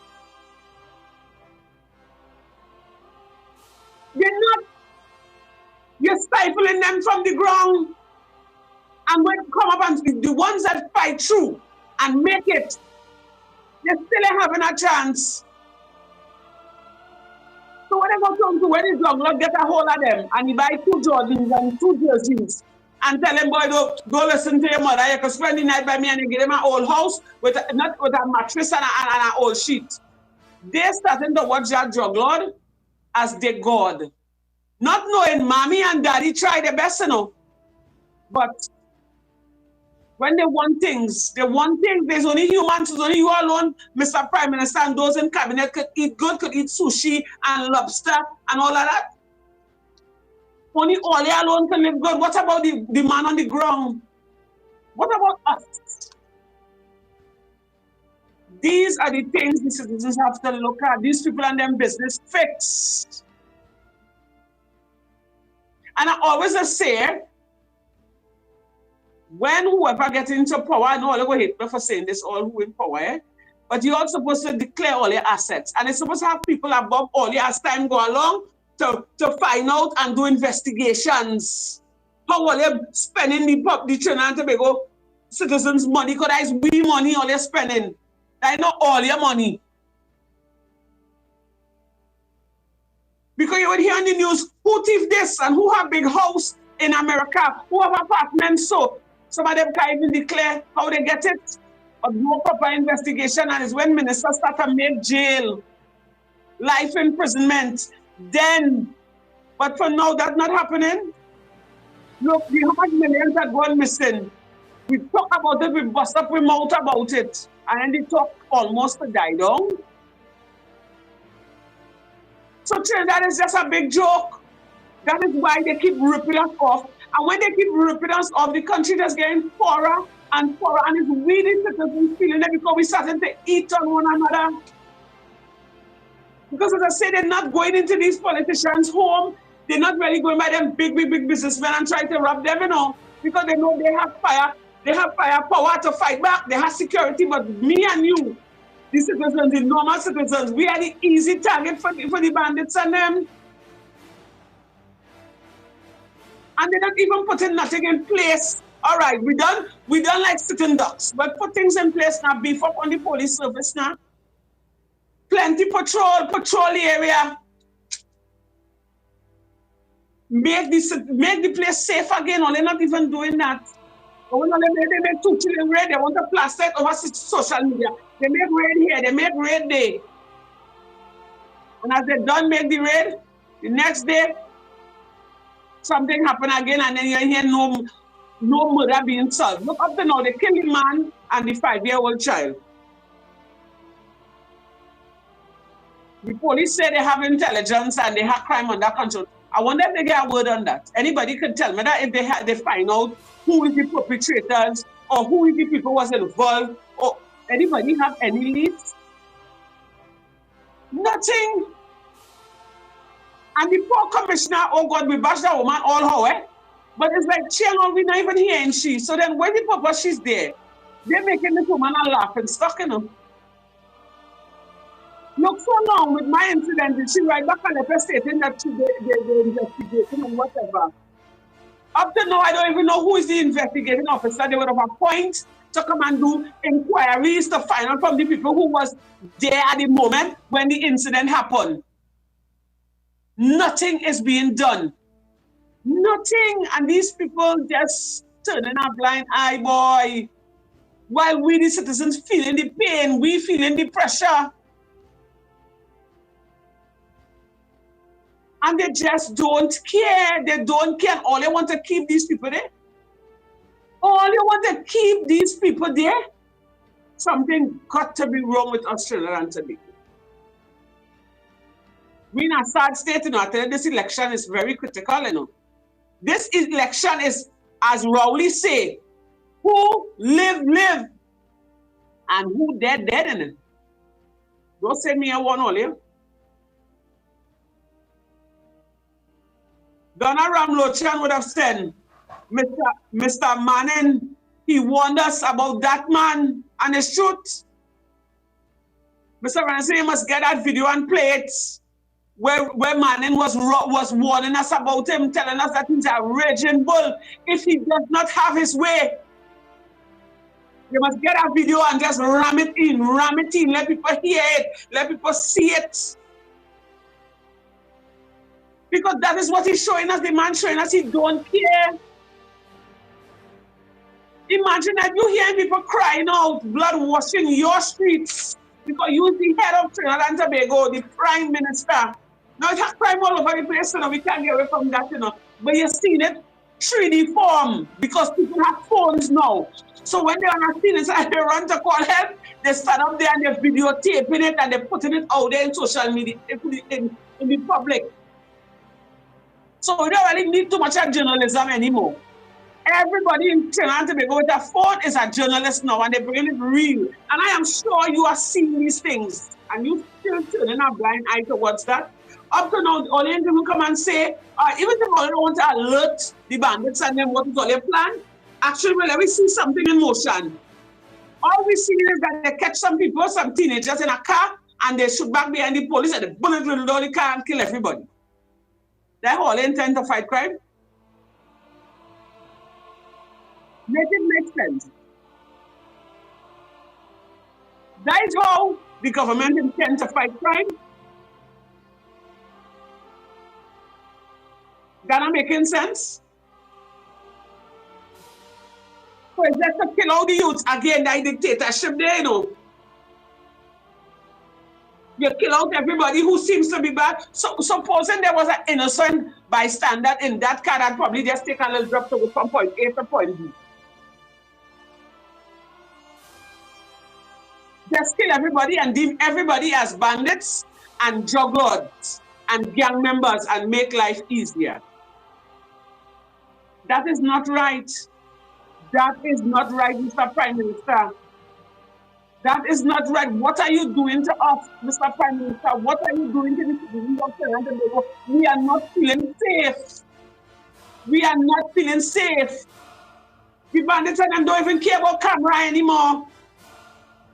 And even when they lock them up, they're getting bail, and they're coming out on the streets, and they committing the same crime again.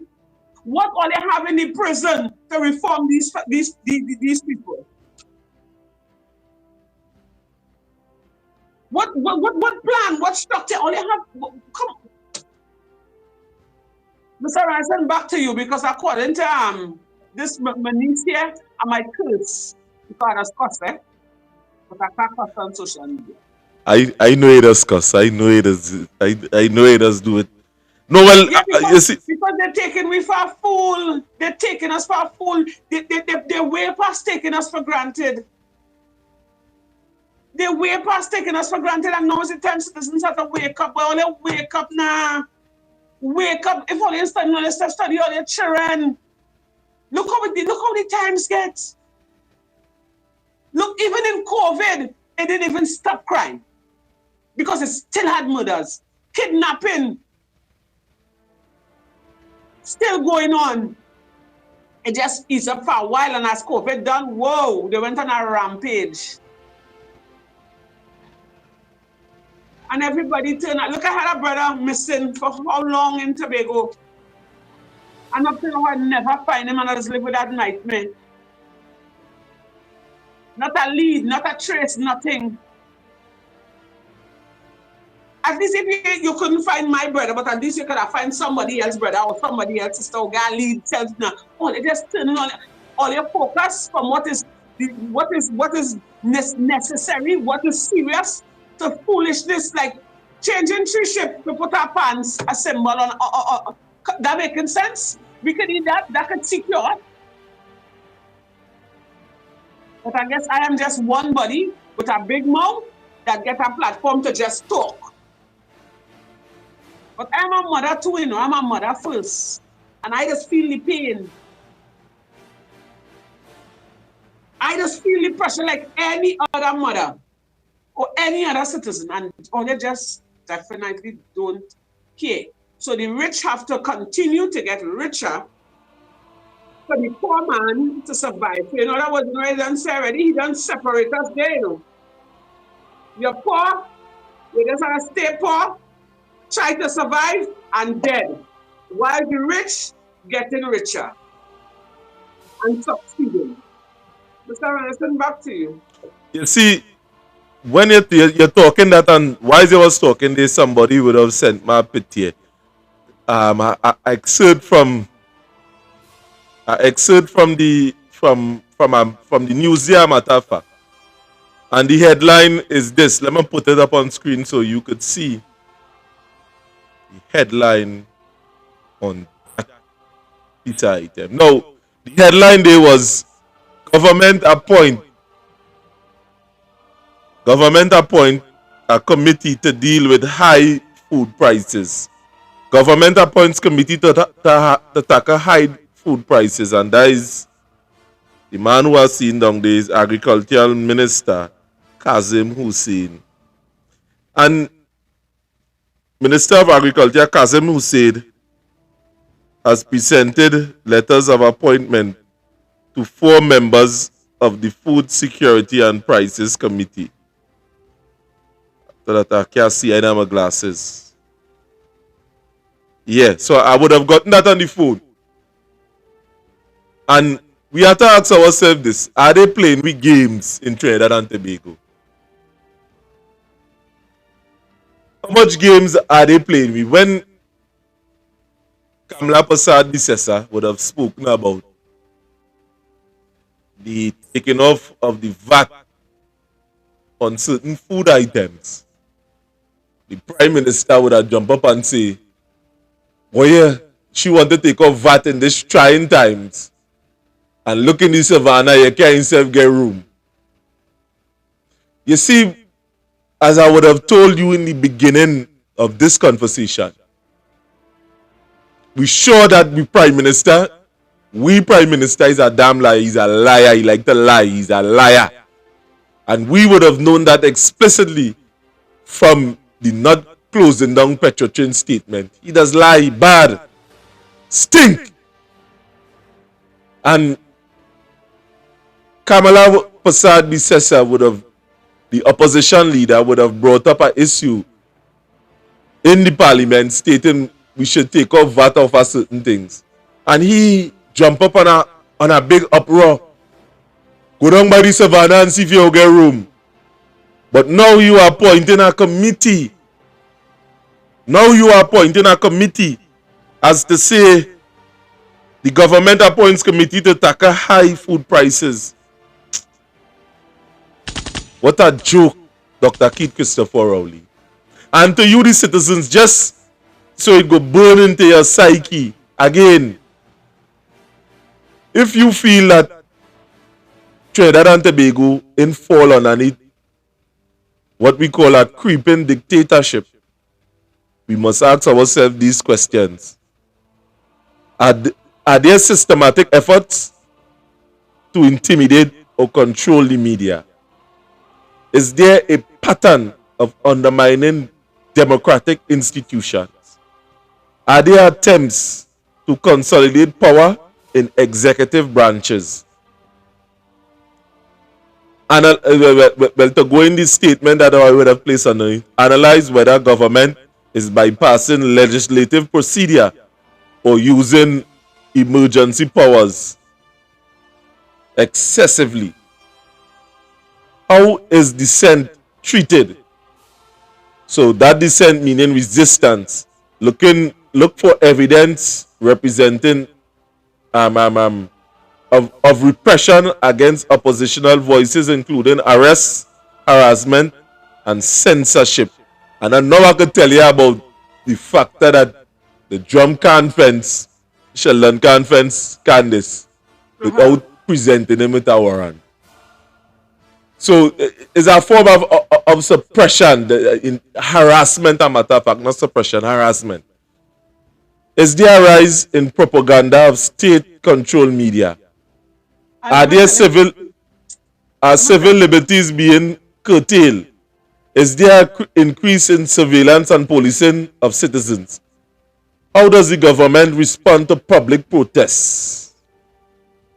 And if you feel we're talking chippiness, if you feel, ask yourself these questions. I know there are a lot of young people that are listening to us, because when we would have checked the analytics, it's people from our high percentage of population volume of people that listen to us is between 25 to 45. So there are young people that are listening here, and I know you have a brain. I know you who are listening to this show have a brain. You need to ask yourself these questions, because the dictatorship that people are saying that is coming, we are already experiencing it. There are censorship, there are harassment, the government treating with people who protesting, that is their civil liberty. How they treating with it? All of these things we have to ask ourselves, and who is it there to benefit? So that is the reason why we are urging you, the people of Trinidad and Tobago, listen to the statements of the Prime Minister, and you evaluate it.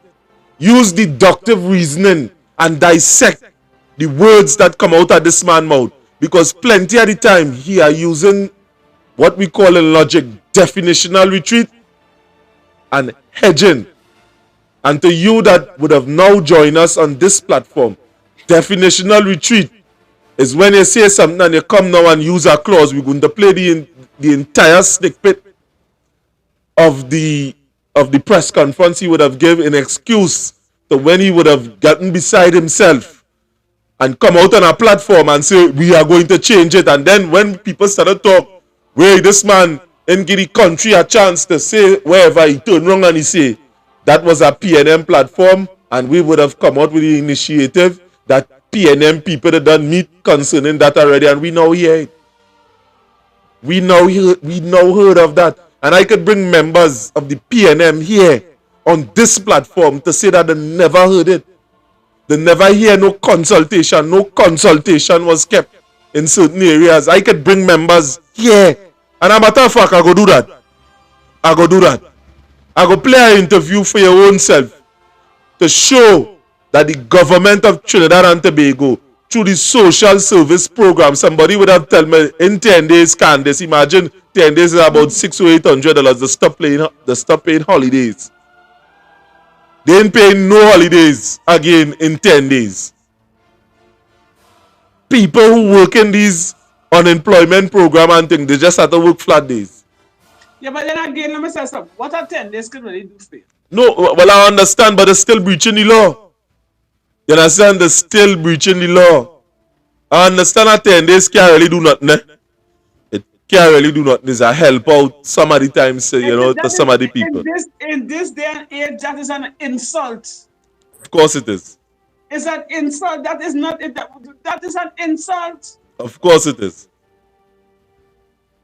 Of course. It's about time they put things in place, man. I mean, say everybody can be doctors. Everybody can be lawyers. Everybody can be police and nurses. But if we try to target the youths and then from a tender age, when you look at your and give child, them sustainable work, that's right. You see a child don't have education to be a teacher, a lawyer, a doctor. It have other things they can do. And you know, if you grab them from a tender age, we wouldn't have so much of youths on the streets getting themselves caught up in crime, prostitution, and all these kind of drugs and all these kind of things, you know. But they're showing that they don't care what, because some children when they finish school and they out there, they're doing nothing, they just idle. You go tell them, let them go and do a course. But okay, as a teacher, you're supposed to know if long-time teachers I know will call your parents and tell them here what's going on.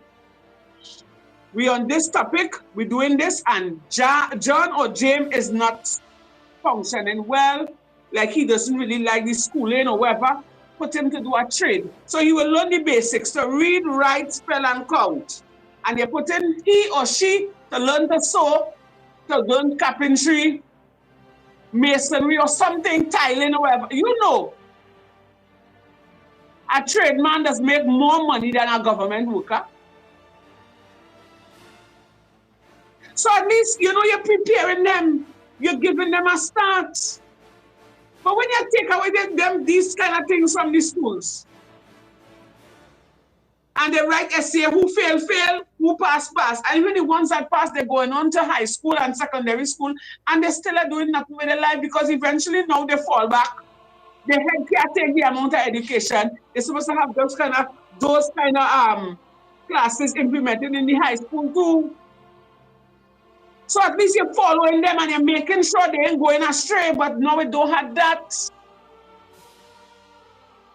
We need to bring back that. Only want to spend money in all kind of buildings. Where after a while it's a dust and cobweb, ghosts living in it. Whenever you channel that money in a different direction to help nurture the youth, to get them off the streets, to lessen down the crowd in the jail, to lessen down the murders and them. But I guess crime is a business. I don't know. As Donna Ramlochan said, dictatorship, and she's right, it is dictatorship. And they really don't care. The man showing you he don't care. And all they still want to have this man there. Something wrong with all boy. The youths already seeing the future, you know. Them just seeing today for today. If you really listen to how some of them youths just think, the kind of conversations they would have with you, especially the ones that Uncle Rowley tell them it's okay to smoke weed. And they smoke it all their life and they high whole day and they eat it and sleep and they want to bathe and brush their teeth. Some of them. They're not thinking straight. Some of them know when they realize that, you know, nothing is coming. They start to think a little shit, they go come out on social media and, you know, talk and say what they had to say. But who helping them? If the government not putting things in place to help them, who is going to help them? Because a parent can only do so much, you know. You bring them up to a certain age and after you have to let them go into the world to find their way, but you're letting them go, thinking that they will do the best. But along the way, who's supposed to put things in place for them and help nurture them? Because your school, teacher in the school come like the parents too. And if the government not putting things in place so that the teachers, together with the parents, help nurture them to bring them up in the right way, we're done start done already. It's at eat the portion because we're burying them. Every time we hear murder, it's somebody between the age of what, 13 to 25. Long time when I hear somebody dead, you know, it's some old person who in their late 50s, 60s, 70s, 80s dead. Now it's little children. And the government not putting nothing in place to try to grab them before the streets get them. They just come in and raping the country, giving us shit to eat and telling we suck salt and drink canal water and that's a day. And we have to take that. And in election time, they come in with $300 a jersey and some might get a little cell phone in it, and they keep your head and they go on with it and they jump in a party and run. Why is that PNM? Why is that PNM? Why is that UNC? Why is that this? Why is that that? And at the end of the day, when the election bell ring and everybody vote on who in power, they don't study you. But at least the UNC used to still give. They used to still give. And everything the UNC would have given to the people, the PNM come now and they just take it back or they leave it vandalized. Strategy to make the other party look bad. It's about time or let's stop playing these games because they're playing these games fighting against each other and we the citizens be feeling it. So let's take it for granted. You understand? So my thing here tonight, Trinidad and Trinidadians, my brothers and sisters, our beautiful island our island that used to be beautiful, it's no longer beautiful. The streets are washed in blood.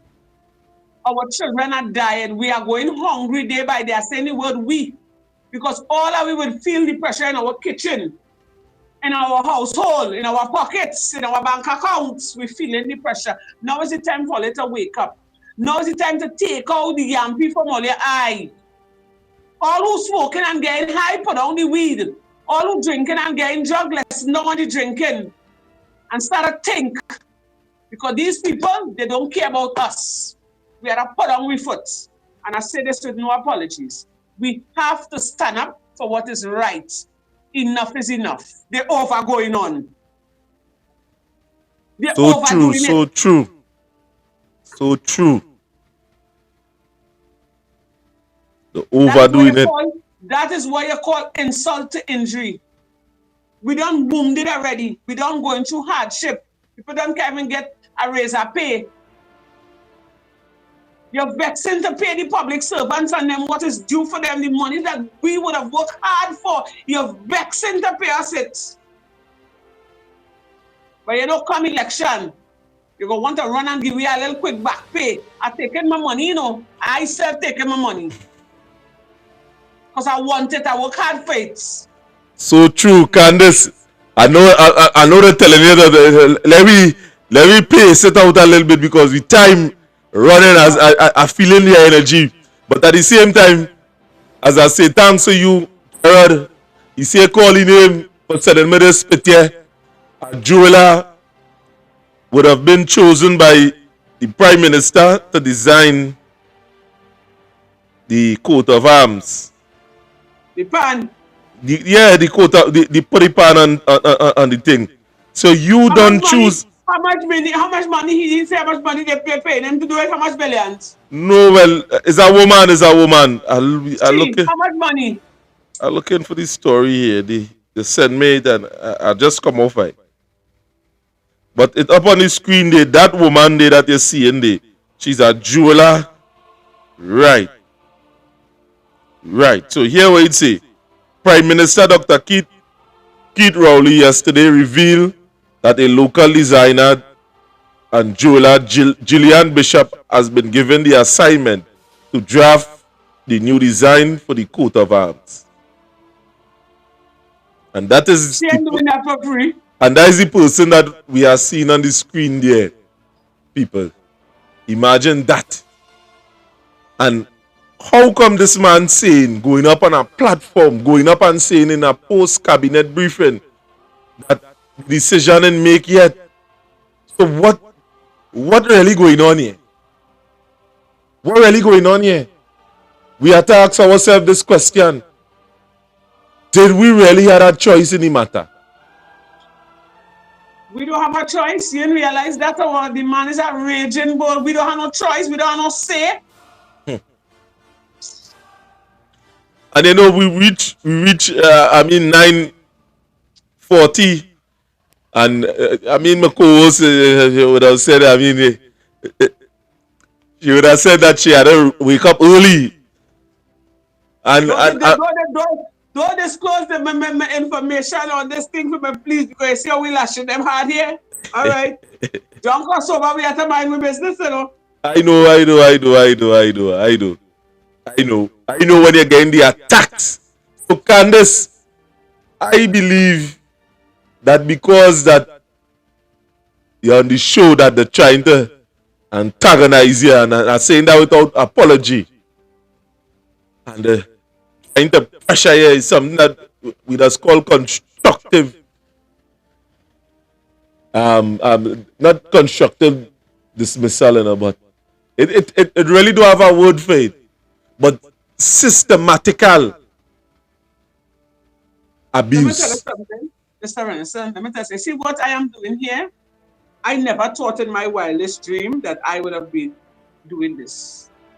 And I want to believe the Lord probably was preparing me for something like this. Right? I'm usually a no-nonsense person. I don't like foolishness. You know, I will call a spade a spade. And there are times, you know, I would get a little discouraged because I tell myself, you know, people not listening, you know, and citizens of Trinidad and Tobago, we don't take things serious. But I want to believe what we are doing here, it was already sanctioned by God. And although we might say, you know, God ain't helping us, God ain't looking on, God is not an unjust God, you know. He's slow, but he's sure. And even if by us coming out here and we trying to alert the public and bring it to reality, for them to understand what really taking place, and even if we might be reaching whole of Trinidad and Tobago, we might reach half of the people. But at least if we reach all, we reaching some. And that too, I want to believe, is an effort. And I go in with that. All right, but before we go, we promised them to play some videos. We promised you guys to play some videos for you, in which we would have done some extensive research. Candace and myself, difficult to do the research through this whole situation.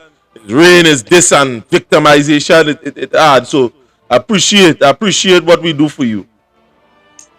Appreciate what we do for you. And in closing, Candace, what is your statement? I mean, you tell me something and I seen something different, so you know. I understand. I understand. It does happen. It does happen. It does.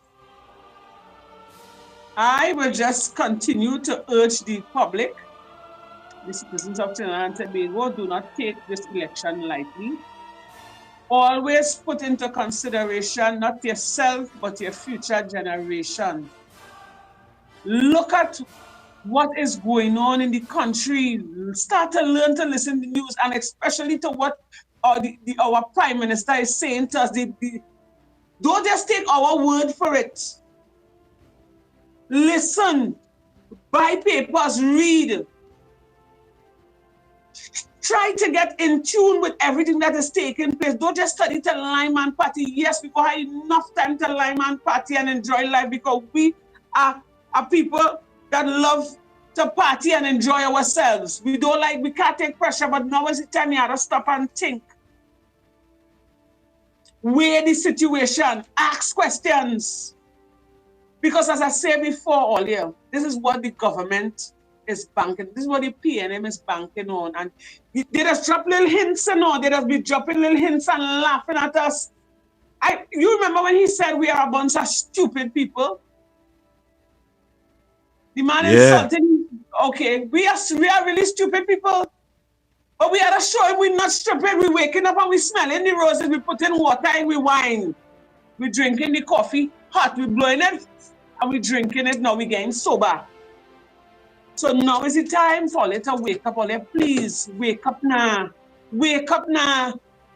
If you want to do it for yourself, do it for your children, all your generation to come.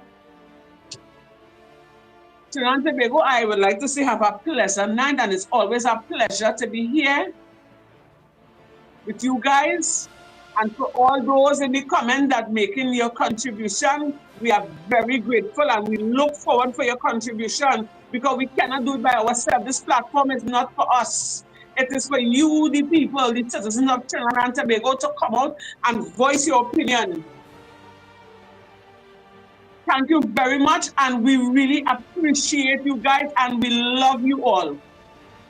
And don't forget to cover us in prayers, because without prayers, nothing could happen. Thank you very much, and have a pleasant night, everyone. Back to you, Mr. Minister. Right. So to you, the people at Trinidad and Tobago, we ain't going yet. We ain't going. Stay with us a little 2 seconds longer. Candace just, just exiting. We're going and play the videos for you. So you could see for yourself. This man is talking a bunch of rubbish all the time. And then he trying to come back and say it's not so. I know many of you doesn't want to hear him, but hear him tonight. Ask yourself this question. PNM there with a constitution available to serve the people of Trinidad and Tobago. That's what we're going to do. And of course, as part of our advancing of the steel pan as an identity object of Trinidad and Tobago, I did say that the cabinet would take steps to exchange Columbus 3 ships for a steel pan on our emblem. There's a demand by people, especially in our diaspora. I've been abroad, and I met big, strong diaspora support for the steel pan on the national flag. Some people think so. Some people think it should be all over. But simply replacing the myth of Columbus 3 ships with something that we know now is ours. That has caused a lot of conversation in some quarters. But the one I want to address is the one that is going to cost hundreds of millions of dollars. Now, I made this comment at a gathering talking to a PNM convention. I don't know why it is a problem if the PNM in government, or out of government for that matter, but in government in particular, tells PNM people what the government intends to do. Why is that offensive to anybody? Now, you hear that statement? You hear that statement? This man already appointed a designer to design this thing. And now you are saying that that was a private conversation? My God. My God. If the government tells the party members at a location that the government intends to do this or do that, why is that offensive? Because you can't do it in secret. And in speaking about it, in 1 minute, I took 1 minute of less than a minute of my speech to mention that the government intends to do that. And some people find that offensive because they're just cantankerous. You know something? If I had gone on Frederick Street and take a poll asking everybody who passed them down, what do you think about the 3 ships on the emblem? 99% of the people that asked me what 3 ships. Yeah, the same 3 ships that causing all this hasikara.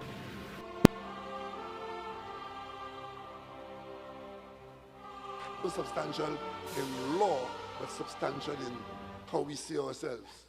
You see them 3 Columbus boats in the emblem? They will go.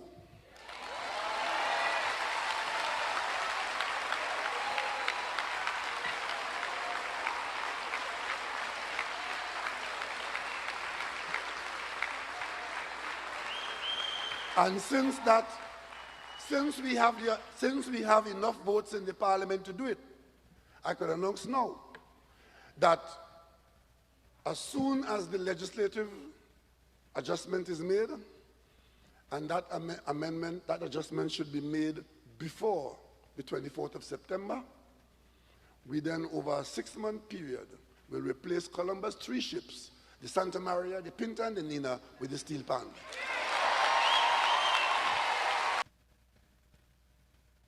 Tells the party members at a location that the government intends to do this or do that. Why is that offensive? Because you can't do it in secret. And in speaking about it, in 1 minute, I took 1 minute of or less than a minute of my speech to mention that the government intends to do that.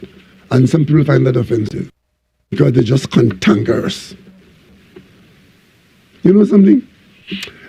If I had gone on Frederick Street and take a poll asking everybody who passed them down, what do you think about the 3 ships on the emblem? 99% of the people that asked me what 3 ships. Yeah, the same 3 ships that causing all this hasikara. 99% of them would ask me what 3 ships. And I'd have to explain. 3 ships that supposedly came from the Italian fleet of Columbus out of the House of Seville into the Caribbean. And they'll ask me, what? And then I'll say, they're on the... But the bottom line is, government of Trinidad and Tobago, as part of our overall celebration and fixing the future of the steel pan, took that decision. And then we're accused of not consulting, and I am being accused and castigated personally by political party leaders and la la la la la. There's no way that can be done without the involvement of the parliament. So substantial in law, but substantial in how we see ourselves. You see them 3 Columbus boats in the emblem? They will go.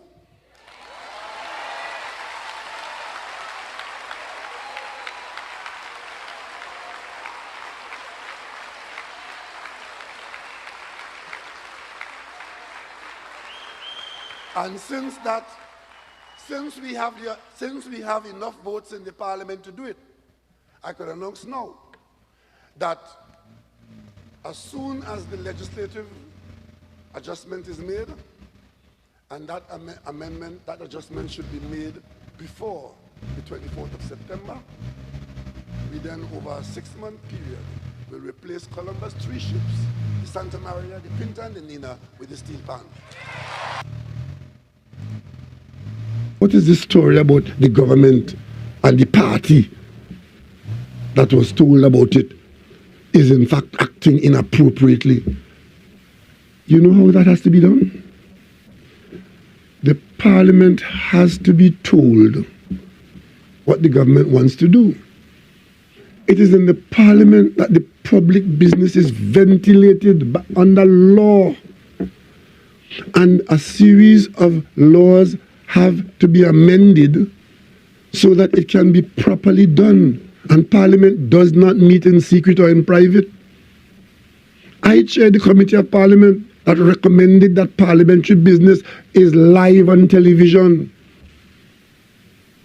So when I say that these changes would be made after the requisite adjustment, I didn't have to stand there and explain to you on that occasion, in that particular location, that we have to amend this law, amend that law, blah, blah, blah, blah. But having indicated that we intend to make the change after the requisite adjustment, then I leave it. And we can spend the rest of the time going into the details. But the details are required and will be done in public.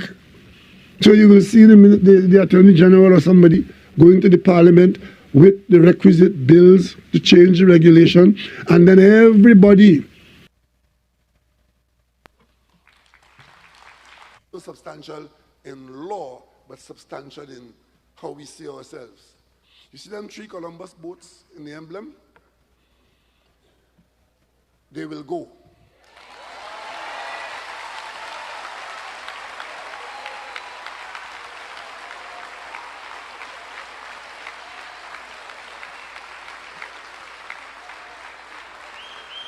And since we have enough votes in the parliament to do it, I could announce now that as soon as the legislative adjustment is made, and that that adjustment should be made before the 24th of September, we then, over a 6-month period, will replace Columbus' 3 ships, the Santa Maria, the Pinta, and the Nina, with the steel pan. Who represent anybody will have a say and a vote. Maybe on that day the PNM will not win the vote. Maybe PNM members might vote against the bill. I don't know. But it will go to the parliament. It's a matter for the parliament. And if something is being done by the parliament, how in God's name you could decide to label that as party private business? That is attracting epithets that are unprintable. So they go to one of, that is locally known as Rara. He's the first person they go to, and his first comment is going to cost hundreds of millions of dollars. And you in the media are tired of all. Stop being echo chambers for idiots. Somebody what he's talking about, it's going to cost hundreds of millions of dollars, and put that into the head of citizens, give them the impression that the Prime Minister is going to spend hundreds of millions of dollars, and some jump out, or we just spend hundreds of millions of dollars on changing the money, and now we have to go and spend it to change the money again. Very simple. We are expecting, with the majority in the Parliament, to support the adjustment to the outer coat of arms so as to put the pan there in that location. It was not an exercise to treat with the coat of arms as to see whether the wheel should stay, or the crown should stay, or the wing should stay, or the feet should stay. It is specifically in the context of what we do about the steel pan. And in this case, it involves the emblem of putting the steel pan there. I'm not dealing with the issue of whether the cookie crow should be there, because it's called the national pest in Tobago, because it's destroyed agriculture in Tobago. That was dealt with already. Full consultation. Got to the point of saying shoot 3/4 of them. Right? That's true. I was agriculture minister when we had the consultation over what do we do with the cookie crow. You can't plant nothing in Tobago. From sweet potato in the ground to peas on the trees. But you have a national bird. But we're not dealing with that now. Right?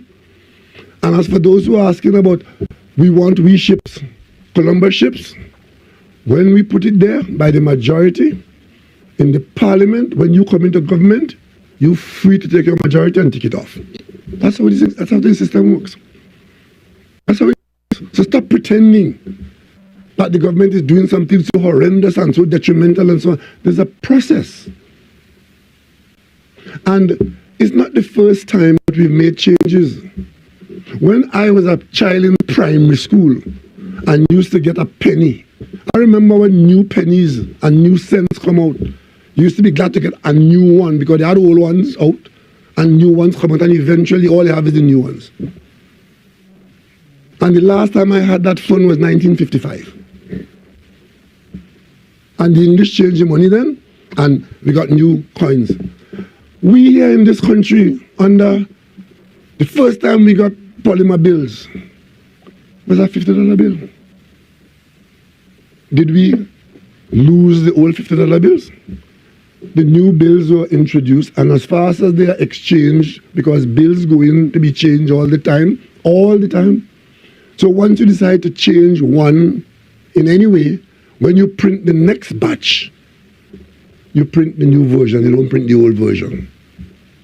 Whether it is the money or the logo. Well, soldiers have coat of arms on the chest and all that had to be thrown out. Why do we get on like that? And I even said 6 months, specifically for referring to stationery, because every government department now has stationery. And instead of throwing it away because the government say we change the logo, over that 6 month period, you keep using up what you have. And then when you print a new stock, print the new one. So there's no question of unnecessarily engaging in millions of dollars. I could tell you no, because I'm so frugal. I might be the only person, only MP, who is still using the old Parliament logo on the Parliament letterhead. Because I have some in my office still and I'm still using them. They're blue. The new ones are red. I didn't throw away the ones that was there blue, and I will use them until they finish. That's still the Parliament letterhead. And all we have to do when we go to the Parliament to do this is to authorize that the transition takes place. We have too many schools in this country for people to be behaving like that and being led by the nose by people who are either malicious or are totally uninformed of anything useful. I spent the whole week looking on in amazement at this, and trying to make it a political issue for which somebody will pay a political price. Ladies and gentlemen, I have great faith in the good sense and common sense of the people, all the people of Trinidad and Tobago. Otherwise, I would never have entered the political arena. So, that is that. The process, after the mention and the various explanations, we will proceed to the Parliament as the law requires, and we will see if there's a majority view of the representatives of the people to do that. And it is not reversible, and it is not irreversible. With respect to the PAN, I'm also hearing from the opposition leader that she will authorize and open a PAN factory in Trinidad.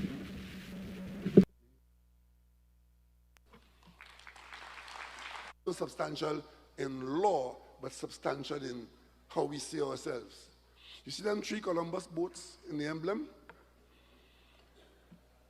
They will go.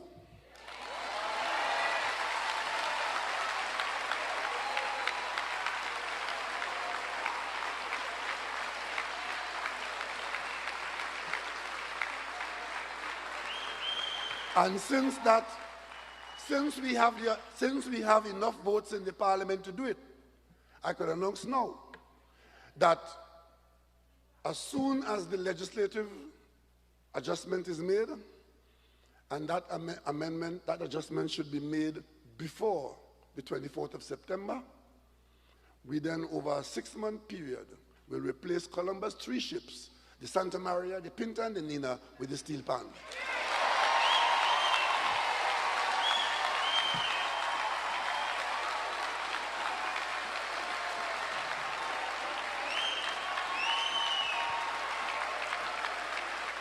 And for logistical purposes, that will take place over a 6-month period, allowing us to consume the stationery and other things that we have in place and be replaced by our new intention. And that should signal that we are on our way to removing the colonial vestiges that we have in our Constitution.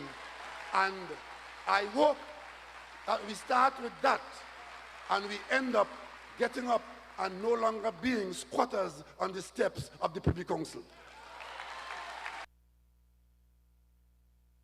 Mr. Prime Minister, earlier today the opposition would have spoken to I-95.5, stating that, expressed a disappointment in terms of the government, stating that the government has failed in terms of its crime, in terms of treating with crime in relation to Tobago. What's your view on that? Who said that?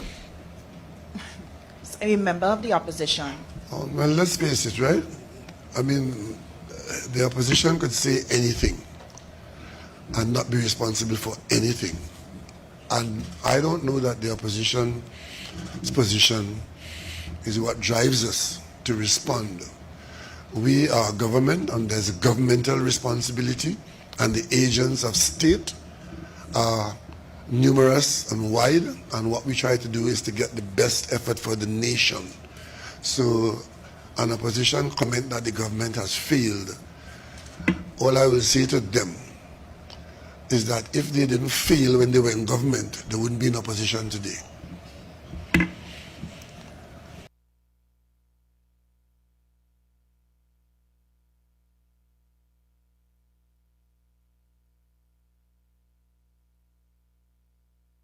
So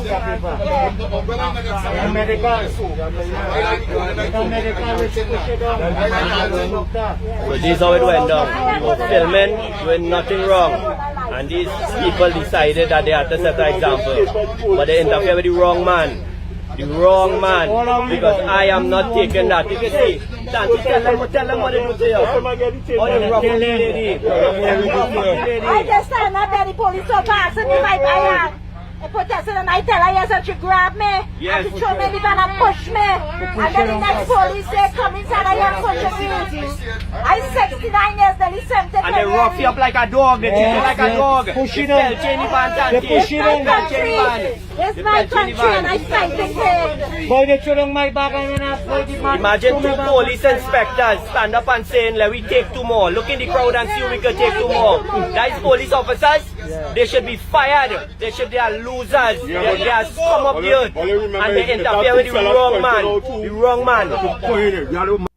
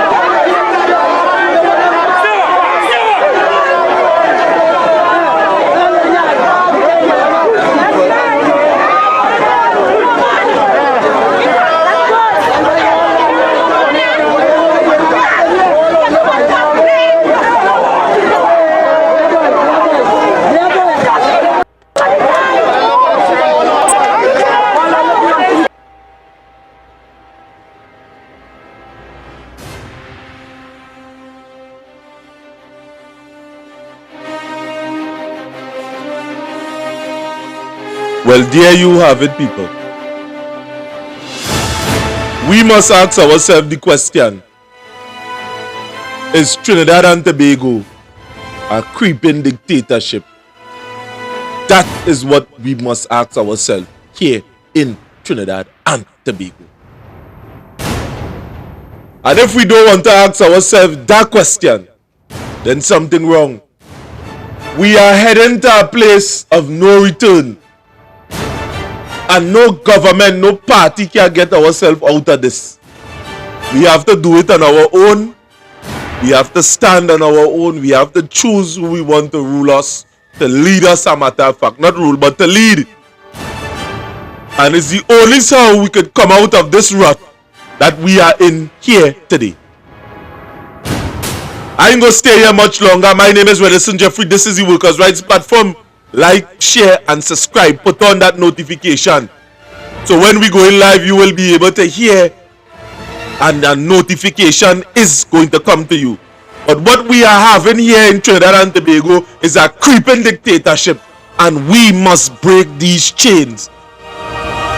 How long? We go see just a few politicians oppressing us, and we ain't stand up and say anything. We ain't stand up and fight back. There are many of us, and there are few of them. We can do something about this. Believe in yourself. Tell yourself, get up. Get up. Get up. Get up. People at Trinidad and Tobago, wake up. Wake up. With that, I am out.